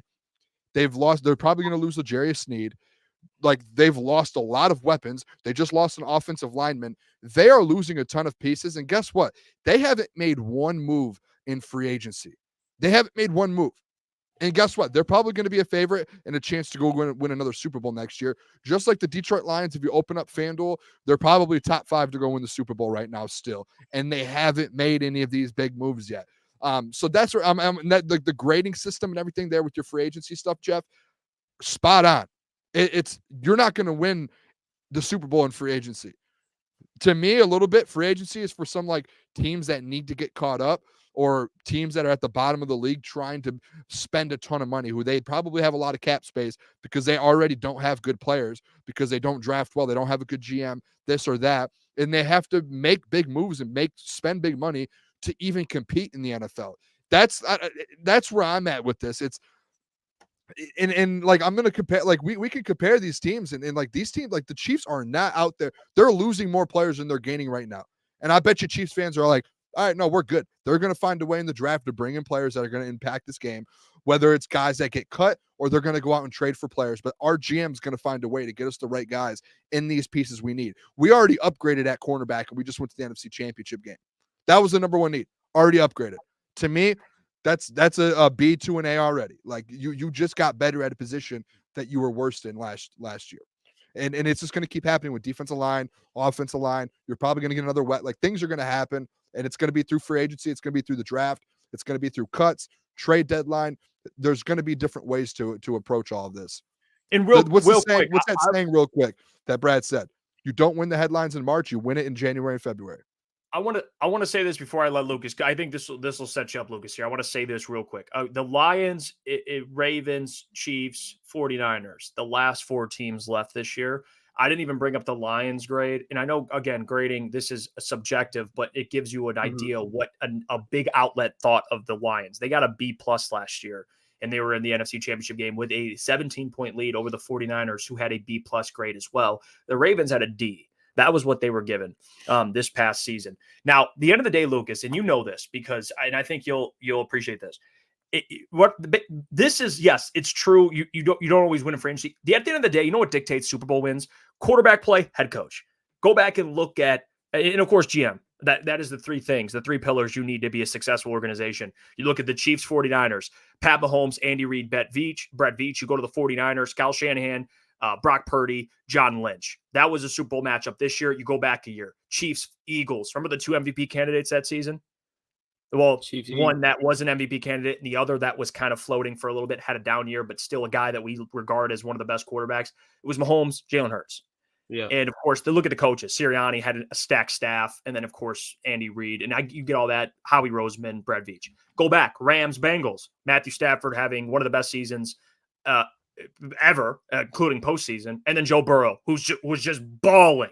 And then you look at their head coaches, look at their GMs. So you see where I'm going with this. It's not like at the end of the day, if the Lions win, it'll be because of Jared, Dan Campbell, Brad Holmes, and the defense helps. But like it's a quarterback-driven league. That's how that works. And head coach, of course. Yeah, I mean, they kept, to go to coaching, they kept Ben Johnson, they kept Aaron Glenn. So now the offseason is not just free agency, it's not just the draft. It's how you mesh those two things together. The Lions kept pretty much everything. Now they need a little additional layer to kind of polish off of what they built last year, and that's what they're doing right now. To polish off a layer, you don't have to go get Danielle Hunter right now. You just need to do what your system has been building this whole time and just keep adding to it and adding to it and adding to it. It's a formula, and you're trying to get the right product. And when time they're going to do that, like we said, I don't need to expand on it more than you guys already did. The Lions are an elite team in this league. They have an elite roster. They have elite coaching. They have elite damn near everything outside of right now a defensive end and the corners, but they're getting better at corners. So I don't hate what they're doing right now at all. They're in a good spot. And regardless of what they do for the rest of this offseason, Brad Holmes is going to make smart moves that he gets a return on investment on. They're going in the right direction. And it just, don't get caught up in recency bias. That's all this is right now. Big names. Yeah, I mean, it's Big names, it is what it is. I mean, and I'll address this. Not that I want to address every comment, but I just think this is a good question, a good counter argument that I have an answer for. Truth teller, shout out to you, by the way, man. You've been in a lot of chats, a lot of shows, so I appreciate you for tuning in. He says, so McCaffrey had nothing to do with the 49ers' success last year, even though he was an MVP candidate over his QB. Well, actually, I never said he had nothing to do with it, but at the end of the day, it wasn't McCaffrey's fault they lost. It was Brock Purdy missing some key throws. That's what it comes down to. It's about your quarterback. McCaffrey is a great player. He is one of the best players in the entire National Football League. He was a legitimate MVP candidate. But go check the odds. Who had better MVP odds towards the end of the year? It was Brock Purdy, because it's a quarterback award. It's unfortunate it's that way, but we argued on this show that McCaffrey deserved more love. But like at the end of the day, you can have what you want. Like this is a quarterback-driven league. Like no running back in recent history has ran a team to a Super Bowl and ran a team to a win. Like it's just not. Yeah, you need your quarterback man to make some key play. I mean, even Flacco with the Ravens, man. Lucas, look at his playoff run. Flacco. I just want to. I'll be and I'll go on the chats and some of the fan side on this and kind of open up the light on the others. I'll play the devil's advocate as well a little bit here. Yeah.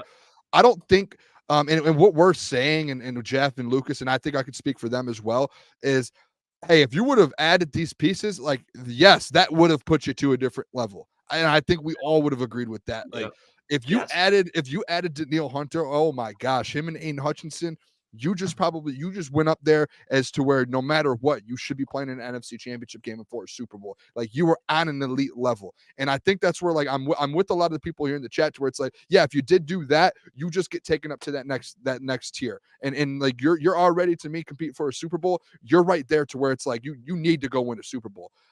You didn't do that, right? That doesn't mean, and this is where I think I split roads here with some people, because I was on the Danielle Hunter thing.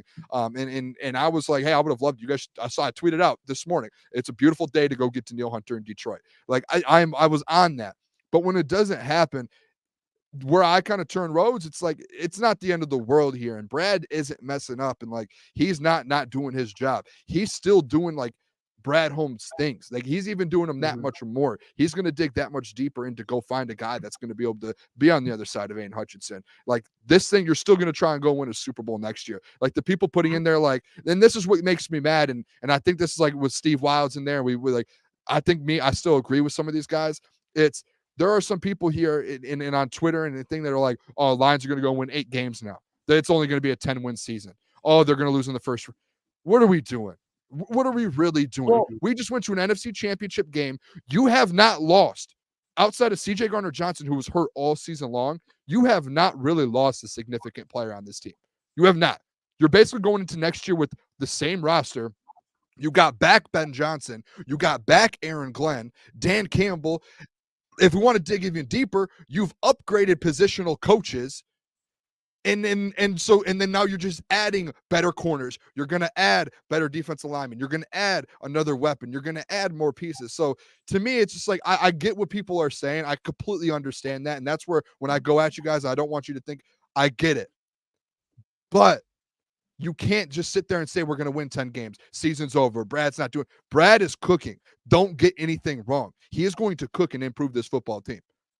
I think I split the people. That was the Booner Path stepping up right there, fellas. Well, the Booner Path. I didn't forget about the Booner Path. I'm still the leader of all the people. Let's go, baby. So I'll say this before we welcome in our guy Michael Gentry, and honestly, I'll just welcome him now, and then we can kind of I'll speak on this thought here. What's going on, Mike? How you doing? What up, boys? Is that a fresh cut I see? Whoa! Yeah, Is that a fresh cut I see? Oh, that's I think the you hey, did. turn to the See the side. letter? Turn to the side. Yeah, That's a smooth criminal right there, Mama. That's a dude, why'd bad you do it? Why did I man. get rid of mine? I just cut my dude. sides. I always had it long, so I just, I did Oh, a man, little with the something. mullet. Maybe it was going to help the Red Wings win, but holy hell, boys, that might have been the worst hockey game. Well, it's still going on. One of the worst hockey games I've seen in a long time. What's going on? Are they losing? Dude, yeah, it's bad. I want to say it's 7-2 unless they put another one on the board by the chance I walked in this room. But Jesus. dude, just no effort. It just looks like the guys don't even want to be there. I don't know what it's going to take to turn them around or get a fire lit up under their ass. But man, it's a tough watch, and I'm sure anyone in the chat that's been kind of watching along, it's not been a good game by any means. Yeah, Jesus. Well, I'll ask you, Mike. Positive conversation here. We'll stick away from what transpired tonight. I know people were talking about. And by the way, I want to get to some donations here because AB became a member. Became a member. He was already a member. Shout out AB, man. I got love for you, brother. The Antonio Brown. Yeah, dude, Antonio Brown on Twitter, by the way. We should get Antonio Brown on the show. Did you see the CTE tweet that he put out today? Yeah, he's going off, man. Dante151, appreciate you for the $2. Says the Oakland Golden Grizzlies are in the tourney. Wow, They just won the championship. Shout out. Yeah, shout out, Mr. Neil Roll. Well, I will. Greg I will say Campy, this, like, go. I want your Greg Campy. Greg he's Campy's the man, dude. Shout Shout out Travis Bader too. So I'll ask you, Mike, your reaction to the Danielle Hunter news. He's with the Texans. Did the Lions fumble the bag? Where are you at with it? Because we went through it. You missed a very entertaining thing I just did here, and I would love you to. Well, I'll explain it to you after the show. But your thoughts on Danielle Hunter? Give me your thoughts. I mean, after seeing the price tag, I was a little disappointed. I thought maybe that's something that the Lions could have worked for. I mean, it was only 2 years. But I mean, like yesterday, we kind of talked about it. It just seemed like a long shot, even though we were all dreaming of it. It just didn't really seem like it was going to happen. And I still think Brad's going to address the position elsewhere. It definitely sucks, but what a free agent period for Houston. And like, they just reloaded at every position and just got so much better at the defensive end or at the defensive side of the ball. So good for them. But overall, I mean, I'm pretty disappointed, like, and a little bit sad. Like once I seen the numbers, I was just like, Gentry? But I know Brad's going to make up for it, but it just seems like that was something that was very doable, I guess I should say. But either way, I know we'll move on and I know we'll address it in a different way. But like first thought, saw the number, was a little sad, little disappointed, needless to say. Well, he's panicking. He's panicking.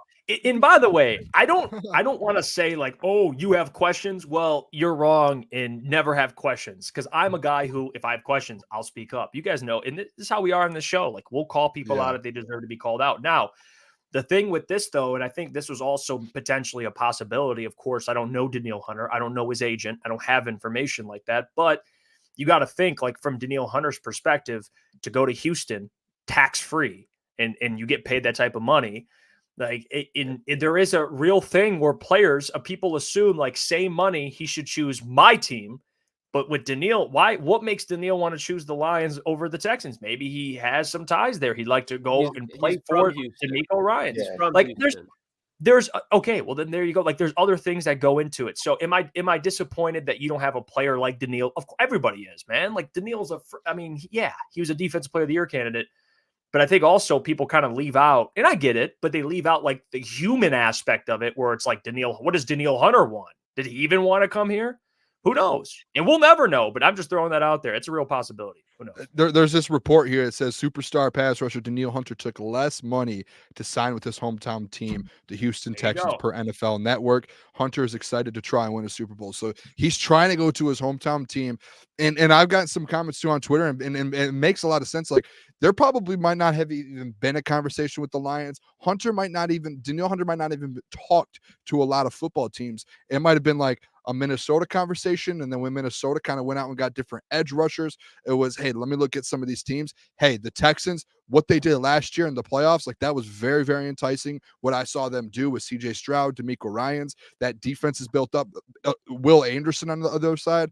And he's like, that's my hometown team. I'm sure he's watched a lot of their games last year. And then he's like, all right, I'll be willing to take a discount, especially with the taxes and no taxes there. And he went home. Like, I just don't, I think maybe we're all thinking a little too much over it because it was so enticing. A Danielle Hunter, a 17.5 sack guy sitting right in our faces. And there was those rumors at the trade deadline that the Lions were involved.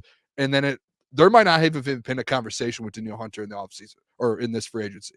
And Danielle Hunter might not have talked to a lot of teams. It was probably like, hey, I want to go home. And he just wanted to go home, and that's what he did. And that's what it sounds like, is he took a hometown discount literally to go back and play where he grew up. It's the truth. Like, I don't really have too much to say outside of what you guys did. If his mind's made up on that, how do you pitch a guy like that away? Hey, we'll give you $40 million a year. Like, you could offer him 30, and he's like, all right, well, there's taxes. Offer him more than, like, what do you really? How do you pitch that guy? Yeah, think about just the small situation of, like, think his family's from Houston. You're playing in Minnesota.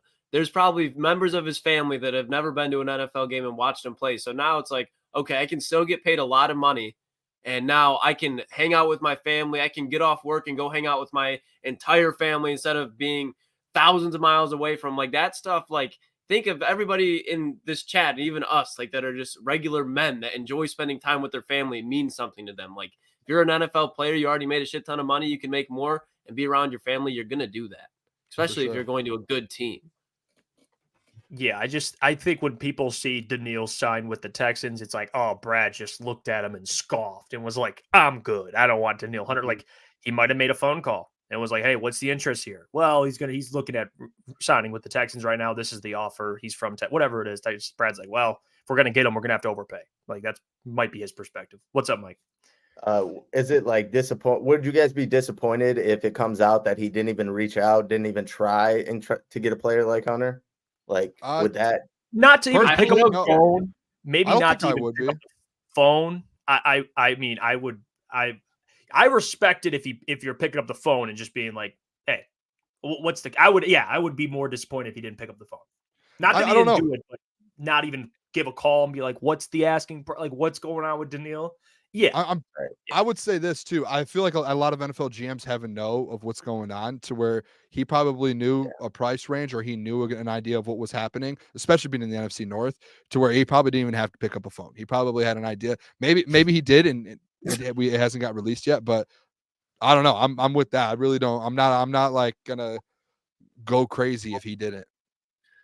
Yeah, and we talked about it already, kind of, Gentry, before you came on. It's just like one of those things where it's like, look at what Brad Holmes has done. Take out all the other teams and how they move and how they operate. Look at how Brad Holmes operates. How he operates is successful. So if he's like, you know what, I know Danielle Hunter is a great player, but I don't think he fits into the formula. At the end of the day, you're really going to question the man. You can, but at the end of the day, it's his call, and I'm not going to judge his call. I cannot stand the Marcus Davenport signing.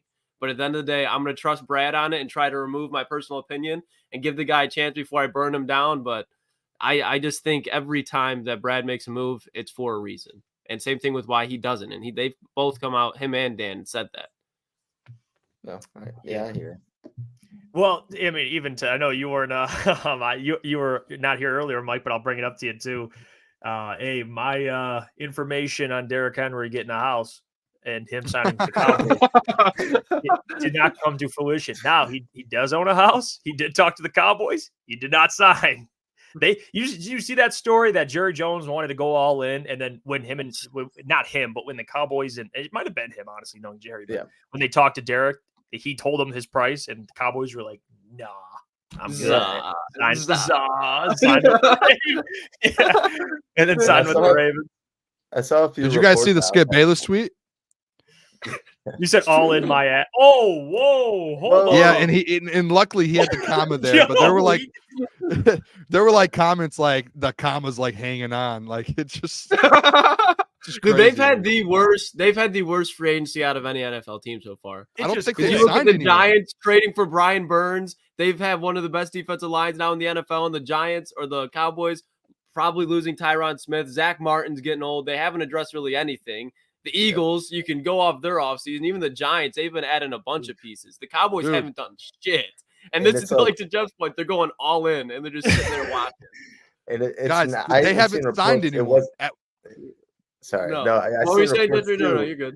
It wasn't even just Derrick Henry that they were being cheap about. It was really about like the whole free agency. Like everyone that they reached out, they were kind of lowballing. So, I mean, bold strategy for Jerry Jones. Hopefully it works out for him. I don't know who the fuck's going to play running back for him now. They might have waited a little too long. Lucas Who's might the have little to guy? suit up, but I Deuce don't know. Vaughn. Hey, Rico Dowdle, RB1 Oh, season. yeah, Rico we did. Dowdle's taking over. Wow. Rico Taking Dowdle season. over. The only guy they've signed is they re-signed their long snapper. That's the only move they've made this week. Like Hey, the it's a only hell of a move is a move. long snapper. Hell of a move, boys. Haven't even re-signed Dak. Like they haven't even All in, started. baby. Like Well- Jerry's still sleeping. Just There's- woke up. There's the kicker with this whole thing. Like you look at the Cowboys cap situation, it's ugly, guys. Like very ugly. They have Dak on like a $60 million cap hit. They have DeMarcus Lawrence with like a $20 million cap hit.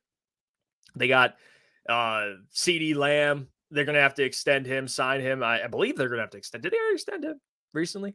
CD? I don't think they've extended. But him he's yet. going to get a bag. He's A gonna huge bag. set the market if Jettas doesn't already. Yes, Zach Martin. We know what kind of player he is. Trevon Diggs. Look at that contract. He's a lot of money. Like and then guess who's coming down the pipeline very soon? Micah Parsons. Yeah. Mhm. Jeez, dude. Yeah. Yeah, well, Deron Bland eventually too. Teron Bland, another one. Like they're not going to be able to keep all of them. So like I get it, but also like come on, Jared, man. Like Yeah, they got to pay Lamb after this year. So I saw a tweet that said the all-in meant that he was going to go out and he was going to go like extend all of his guys like CD and Dak. Like that was what he meant by all in. And all the Don't fans are like, address the needs. Lose Yeah. Dan Quinn on the defensive side of the ball, and don't sign a soul. hey, Dan that's Quinn, bad. he just took all of their players out of free agency. I don't know if you guys saw every single player, like basically from the Cowboys defense that was a free agent. They're all just in Washington now. Dan Quinn was like, hey, just come with me. We'll pay you. well, hey, don't forget about it. You That's said crazy. Dan Quinn left. In comes Riverboat Ron. Oh no, Mike Zimmer. He's going Zimmer. from Washington. No, Mike Zimmer. Mike Zimmer. That's who it is. Oh. Yeah, Is not that who they ended Riverboat. up getting, Mike Zimmer? I think, yeah. Yeah, I think it's Mike Zimmer. I think Just they pull it up interviewed real him. quick. Yes, he is. It's Mike Zimmer. Riverboat Ron interviewed Yeah, with Mike Zimmer. Yeah, old Mike Zim, man. Defensive minded guy. Yeah. So, it is what it is. Hey. What's up? I was just gonna say him and Rex Ryan were in an absolute battle for that job, man. They couldn't wait. Like, that's Mike's just- boy. Mike's shout out boy, Rex right? Ryan. Rex is coming to the D. You better chill. I was waiting for Yeah, no, Gentry to say That Solid, wasn't man. that wasn't like a shot at Rex Ryan. It's just like two older guys like battling to work under Jerry Jones is just funny to me. Like When he I when he just- comes here, Booner, he's not a part of the Booner path. Just so you know. no, he's all in on the Booter path. Nope. Guess what? And he's doing it barefoot too. With his he loves feet. We're all going barefoot for him. He's Now, a feet I'll- guy. He's a foot guy. What? Yeah, well, You didn't know okay, that? I'll- That's like yeah, that's a known thing. He's like a foot guy. Like it's weird. He has like a foot fetish. It's a joke. Ever heard of the Hey, joke? No, I'll hey, take that's your his word thing. for it. I'm That's not gonna. his- I bet you a lot of argue people in the chat have heard. He's like said it on ESPN about like he likes feet. It's really weird actually, but Never no heard of it. judgment, dude. Yeah. Shout out that. Rex Ryan. Yeah, I I'll mean, agree hey. with you there, Booner. Hey, yeah. I Rex, do I your want thing, people know about this foot fetish that he has. I'm not crazy. I mean, hey, he sucks on Thank you, toes, Coach man. Walk. He's got a foot fetish. It's like Sorry. very well known.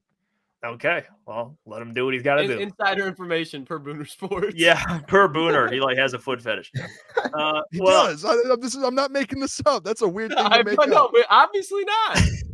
Well, I have Insider, a- you got the information. I got a fun little topic here I want to ask you guys about, and we kind of talked about it yesterday. The NFC North teams making moves.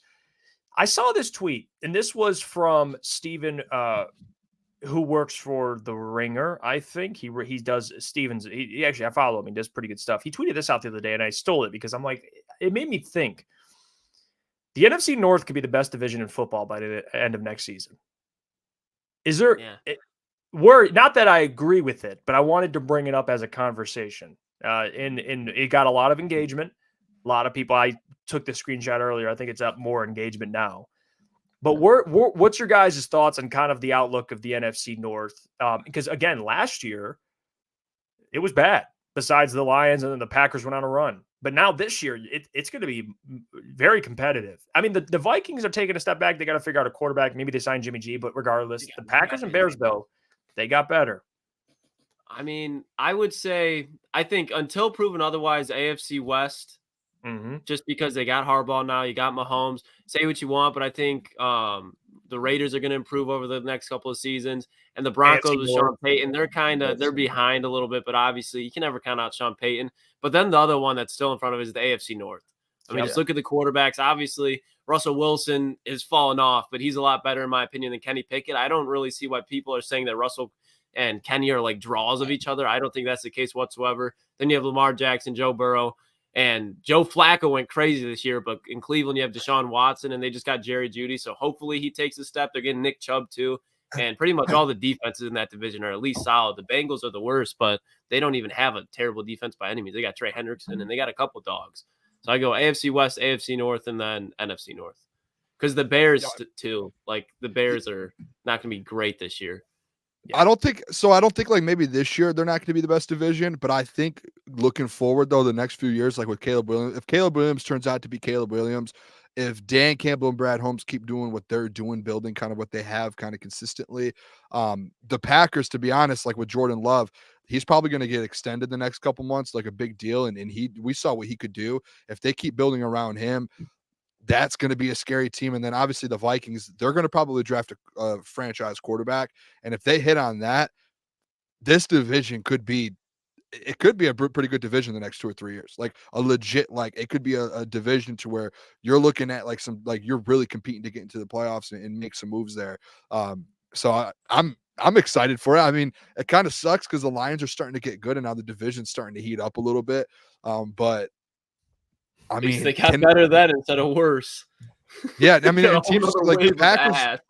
I don't know where you guys. I'm not scared of the Packers, but like when Tom Grassi came on and we talked about, like they're definitely getting better this year, and Jordan Love's going to take another step, and the defense, like they're definitely getting better. The Bears. I don't know what Caleb Williams is going to be like. They're going to get good the next couple of years if he's Caleb Williams. So, they're going to be a top 2 division in the NFL the next 2 years. Yeah, I would say in the next couple of years, you still got to kind of wait for Caleb Williams and then whoever the Vikings get at quarterback to develop. And then I think once Jordan Love gets a few more seasons under his belt, that teams are just going to be rolling. But like, there's still like 3 divisions going into next year that you could argue are better. Obviously, the AFC North, what the chat's been buzzing about, and then even the AFC East, and then. I mean, you could even say the NFC West because like the Seahawks they still have a really good defense. Who knows about Geno Smith, but you got Stafford and the Rams, and they've had a pretty good off season rather. And then you have the 49ers. So I would say there's probably like 2 or 3 divisions still better. Cardinals. But yeah, Clayton Tune's going to lead the Cardinals. You take it over. Hey, but I would say there's still at least like 3 divisions better as of now. But I think, like Booner said, in the future, once those younger quarterbacks develop in the NFC North, it could be up there, but it's still got some time. Yeah, I mean, sorry, I just saw this tweet. I just sent you guys that AI, man. I swear to God, I didn't see it. Different AI is a different beast. Yeah. But hey, the NFC North to me, I think they are going to be significantly improved. But when it comes to like where they rank in the NFL, yeah, I'm giving the nod to the AFC North. That's just what it is. You have the Raiders dominant. I mean, that division is going to be a bloodbath because the Bengals are going to have Joe Burrow healthy. The Steelers, they're always going to find a way to win games. Russell Wilson, you can laugh all you want, even if he's offensively not like he was in Seattle. He doesn't turn the ball over at the same rate Kenny Pickett does. So if he can just limit the turnovers, he's got a run game. They got to upgrade their offensive line. which maybe they get a Jackson Powers-Johnson. Steelers could be competitive. I don't know how competitive, but you got the Browns as well. We'll see what Deshaun Watson looks like. So it is a stacked division. The AFC South, 2 teams to me. I will see what Anthony Richardson does, but if you're talking about the best division, what? No, I was saying I think the Colts. I thought you were gonna say just the Colts. Like the Colts are gonna be solid this year. I think for sure. I think they will be solid. I do. But I mean, in terms of like the best division, I think in the AFC, it's definitely the AFC North. And in the NFC, I mean, you're looking around. Maybe you give a nod to the NFC West because, like Mike said, you got the Seahawks. We'll see what they do at quarterback. But even if not, they're still a good football team. You got the Rams, 49ers, Cardinals will be a little better. But besides that, man, like the NFC East, yeah. But I like the NFC North too. Like I do. And that depends, of course, how good Caleb Williams is. I mean, if he comes out and he's really good, then now you got 3 legit teams. Like, am I crazy to say if Kirk Cousins ended up going back to the Vikings, I probably would take the NFC North over them. Like that's just it's right now. It's like you don't. AFC North? No, NFC I'm talking about North. just the NFC. I'm talking about just like the best NFC division. I think they would have if Kirk Cousins would have came back. I think right now it's just more so 2 of your teams in the NFC just have quarterback issues, and like we talk about all the time. Jeff said it earlier this show.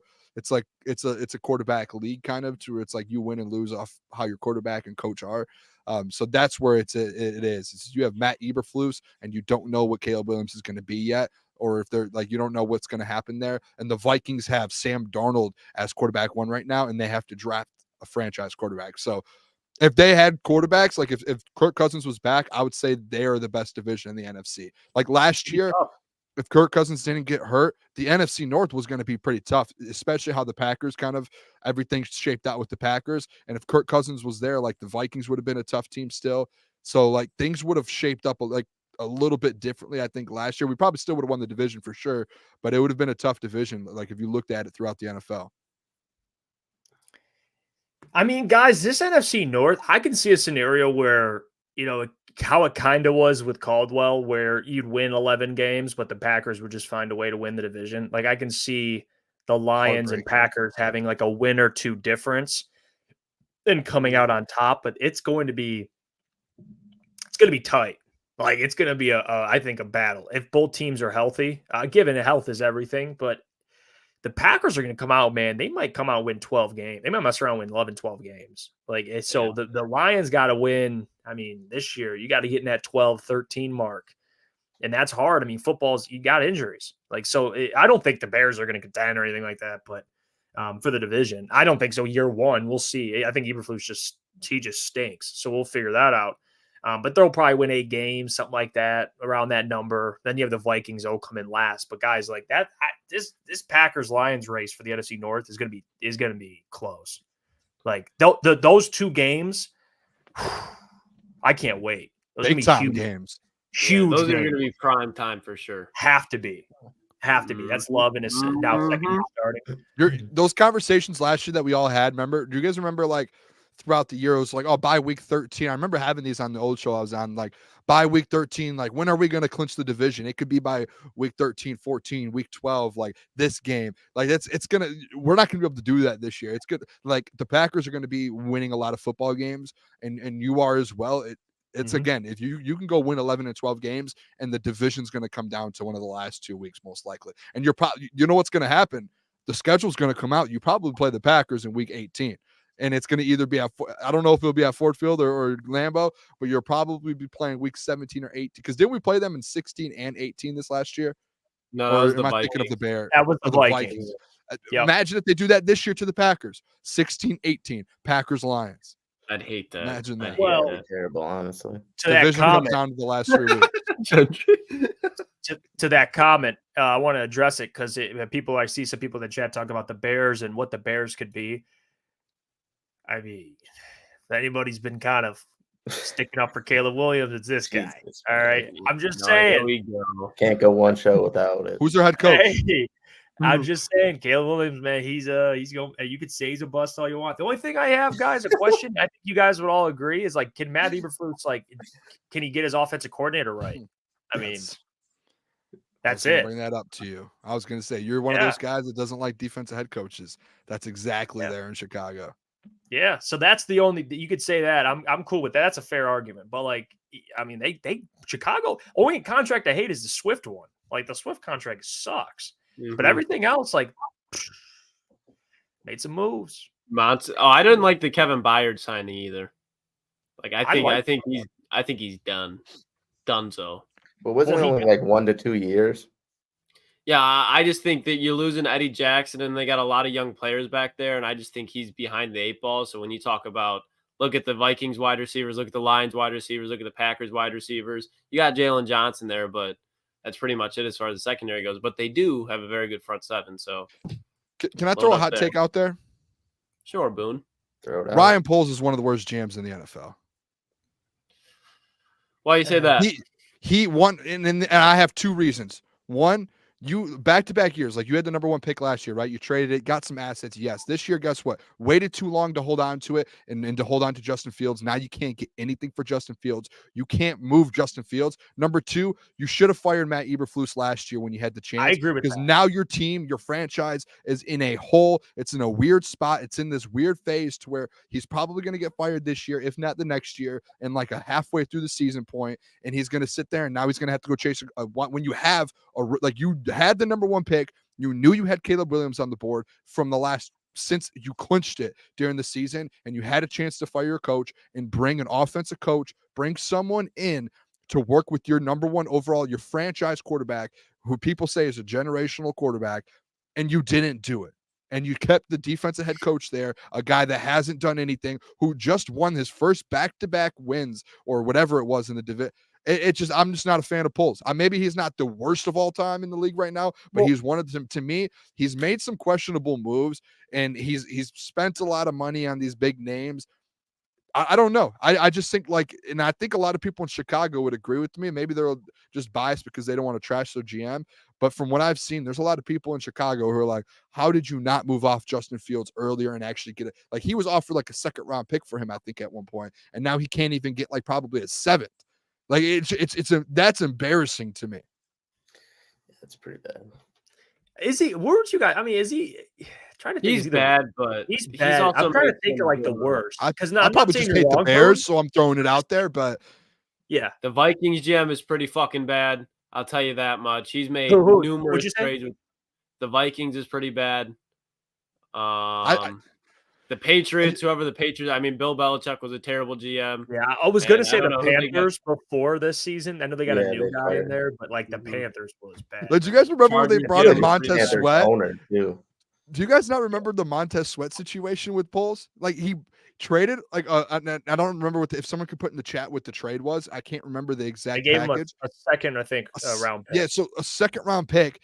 And when they did the deal, Montez was on his last year of the deal last year. So what, he would have played like 6 more games in Chicago, which actually affected their own draft position because he came in and dominated and helped them actually win a couple games. And when that happened, when they came out and it was a report that they didn't even agree with Montez, and Montez wanted to still talk to Chicago about an extension. There was no extension talks. There was no like, hey, we're going to trade for you. Let's get this extension done. No, he took a chance. Luckily, they were able to extend him and get a deal done. He took a chance. It was like, let's just bring him in. We'll show him the facility after, and we'll pitch to him after he comes to Chicago. Like, that's crazy. That's like, what happens if he didn't resign? You just gave a 2nd round pick for 6 games that hurts your draft stock. Yeah, I mean, I look at it like he did DJ Moore too. That was a good trade. Yeah, I mean, like last year, the first pick that he actually got some good assets off that. Because they ended up questioning. I like the roster that he's constructed. You might not love some of the contracts, and his drafting has been interesting. Like there's some players that have kind of came out and turned into some pretty good players, but he hasn't had a big enough. I'm curious. I'm kind of like iffy on Ryan Poles. I don't know. I said Ryan Poles and the Chicago guy just popped up. I don't think he's a bad GM. I don't think he's a great GM either. I honestly, to the Bears fan, like, get rid of your head coach, please. That you guys will be.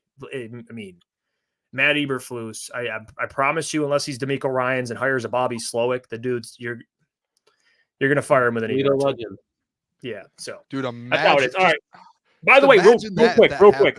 Mailbag, put your questions in the comments. We'll answer any Drop 'em. questions. It's 9:50. Do it. Sorry, Booner. You go ahead. No, I was just saying, just imagine if that Yeah. happened. Like they brought in Montez Sweat and they didn't resign. Like that would have been the worst move in NFL history. Worst move. Yeah. I mean, that He had no that's Besides the thing. Russell confirmation. Wilson. Besides Russell Wilson. Yeah, that's That true. was He bad. just had no confirmation and made that. It's crazy to me, dude. I don't know. Sorry about the Ryan polls. We were talking GMs. I wanted to throw that out there. Hot take. Worst in the league. We'll start with our first question here. Comes from Eduardo O'Neill. Love the profile picture, by the way. Mailbag, thoughts on this? If a split happens, which is very likely, the division will come down to games versus common opponents. Need to make sure we beat our common opponents like Houston and San Francisco. Mhm. Yeah. That's not really a question, to be honest. That's a statement. Like Facts. he's right. I don't Speaking facts. nothing really there for any of us to add. Let's We see. saw last year how close, like even like the NFC, the 1 seed, the 2 seed, the 3, like how close that Dallas, came down yeah. to. Yeah, like those games, all these games are gonna matter when you're in those positions. Jeff asked Mailbag, what is your nightmare scenario for the first 3 picks? Fellas, we'll take it away. Nightmare scenario. I think a corner round 1. Man, yeah. Then I don't know. After that, that's my nightmare situation is reaching for a corner round 1, maybe taking like a Troy Franklin in round 2, and then in round 3, I don't know, another quarterback, like just not a position of need, but I just thinking that would be mine probably. Corner Troy Franklin quarterback. So mine would be like a safety and then like a tight end or something weird. It's Tight got to end be would be some total oddball position. Yeah, I'm going to be Safety real. with the first round pick would just be fucking brutal. You want to keep going? I'm sorry to interrupt you, Mike. No, You you're wanna good. You're go good. Your first 3 rounds?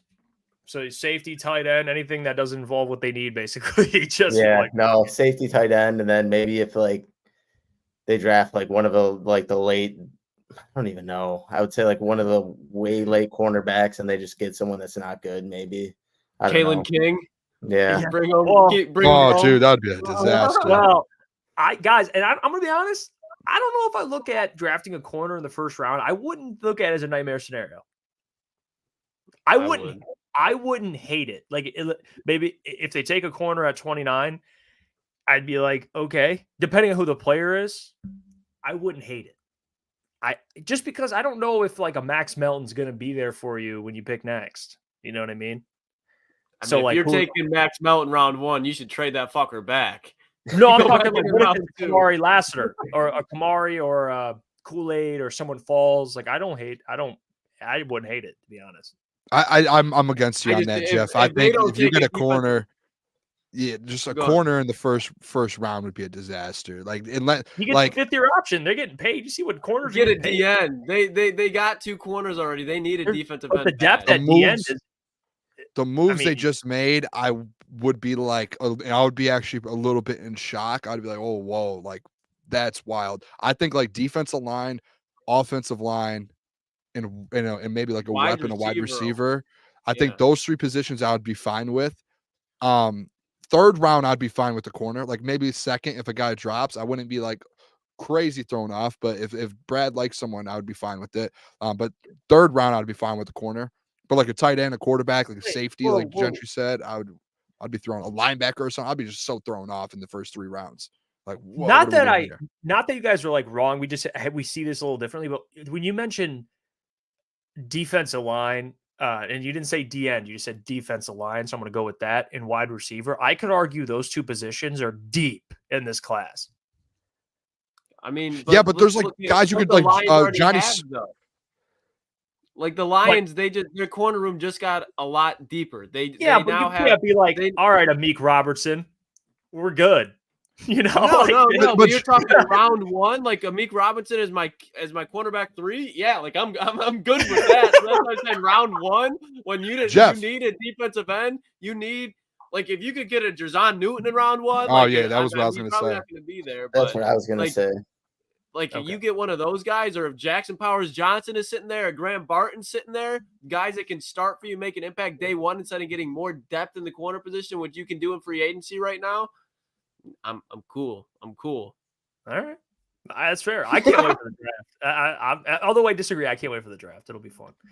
Sarah asked Mailbag, "What is your favorite Apollo mission?" What in the?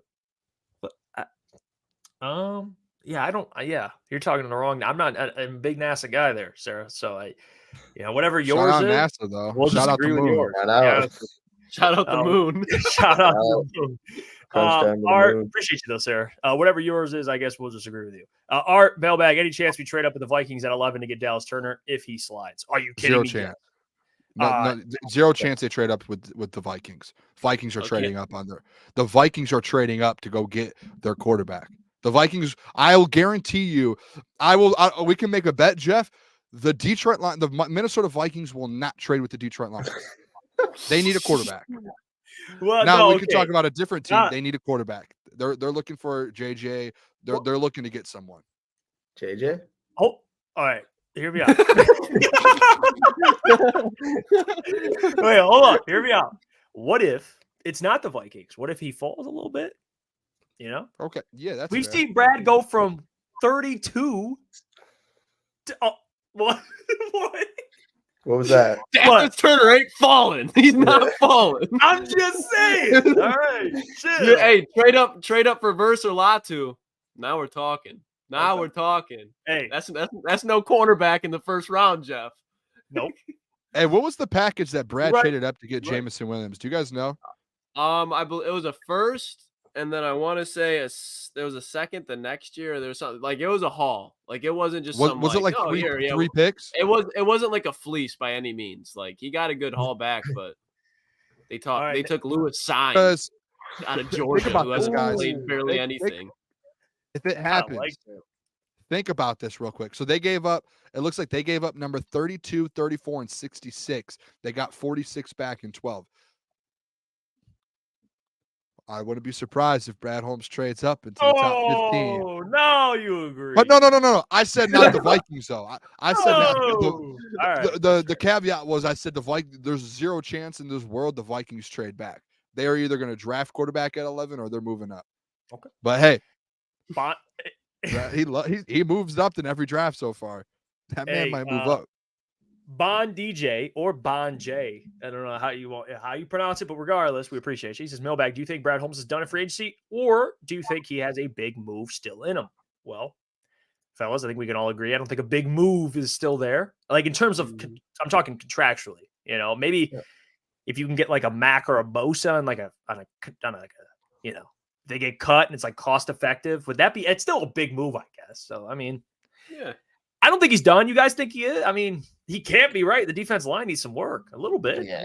At No, I think there's depth pieces, but I don't, like you said, I don't think there's a big move coming. That ship sailed, sadly.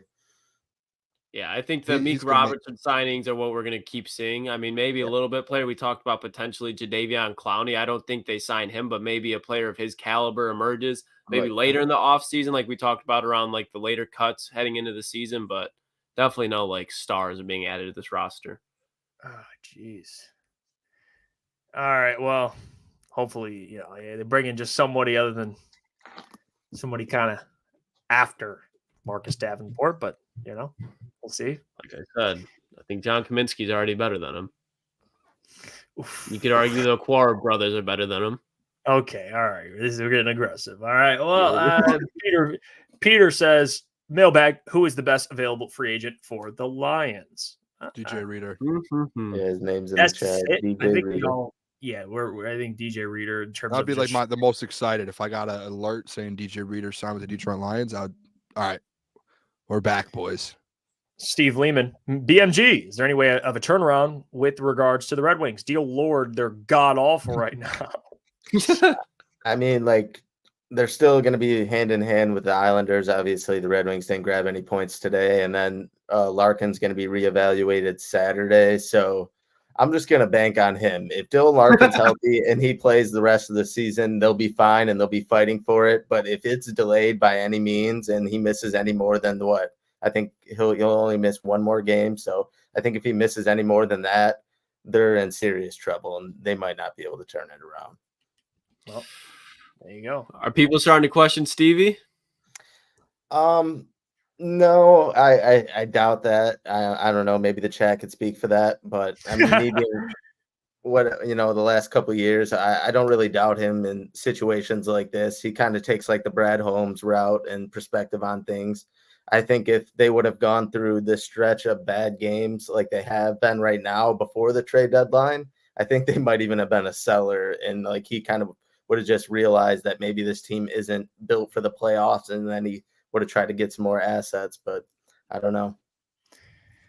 Well, we'll take a final question here from a member, just because again, members tend in these situations they get favorited. So Brian asks, would you be upset if the Lions traded up for Malik Neighbors or Brian Thomas? Well, I don't think Malik Neighbors will be realistic. I just don't. I think you guys would agree with that, right? I think Malik Neighbors, I just don't see that. Maybe a Brian Thomas. Maybe a Brian Thomas Jr. I think he's a top 15 pick. Again, going back to what we talked about with Dallas Turner, I don't think Brad would trade that high. Maybe he doesn't. Maybe he does. But if you had to pick one, it would be Brian Thomas. But I don't know, boys. I would say no. Most realistic. I just don't want to give up the.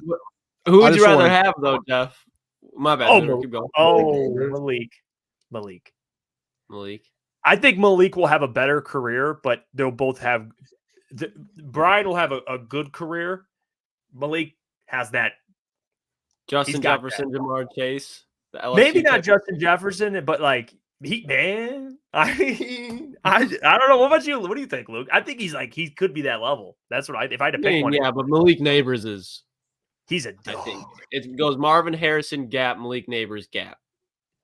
Then you put Rome. Yeah, I agree with that list. Yeah. I didn't mean to catch there's a big gap between Rome and Brian Thomas. No. Lucas? Yeah, no, I don't think so. Okay. No. I think like Rome's a lot more polished, but Brian Thomas has more upside. That's the ball door. Yeah, I agree with that. That's spot on. Yep. Boone, you were saying something?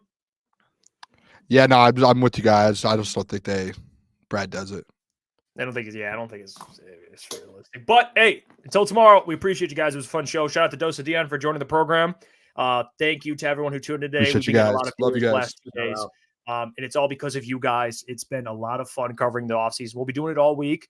Of course, we'll be doing it the rest of the offseason and for the NFL draft. We'll get back to mock draft Mondays, talking about the draft later. Another day, today and the rest of the week, we'll be focused. We have some great guests. John Macron will be joining the show tomorrow. Micro Mike joining the show on Thursday. Just got to give you guys, if you were here till the last couple minutes, you got that little drop there. So some guests on. It'll be a lot of fun. Until tomorrow, from Jeff, Booner, Lucas, Mike, you guys have a great night. Have a blessed night. We'll catch you tomorrow. Stay safe out there. Deuces. Peace. See ya.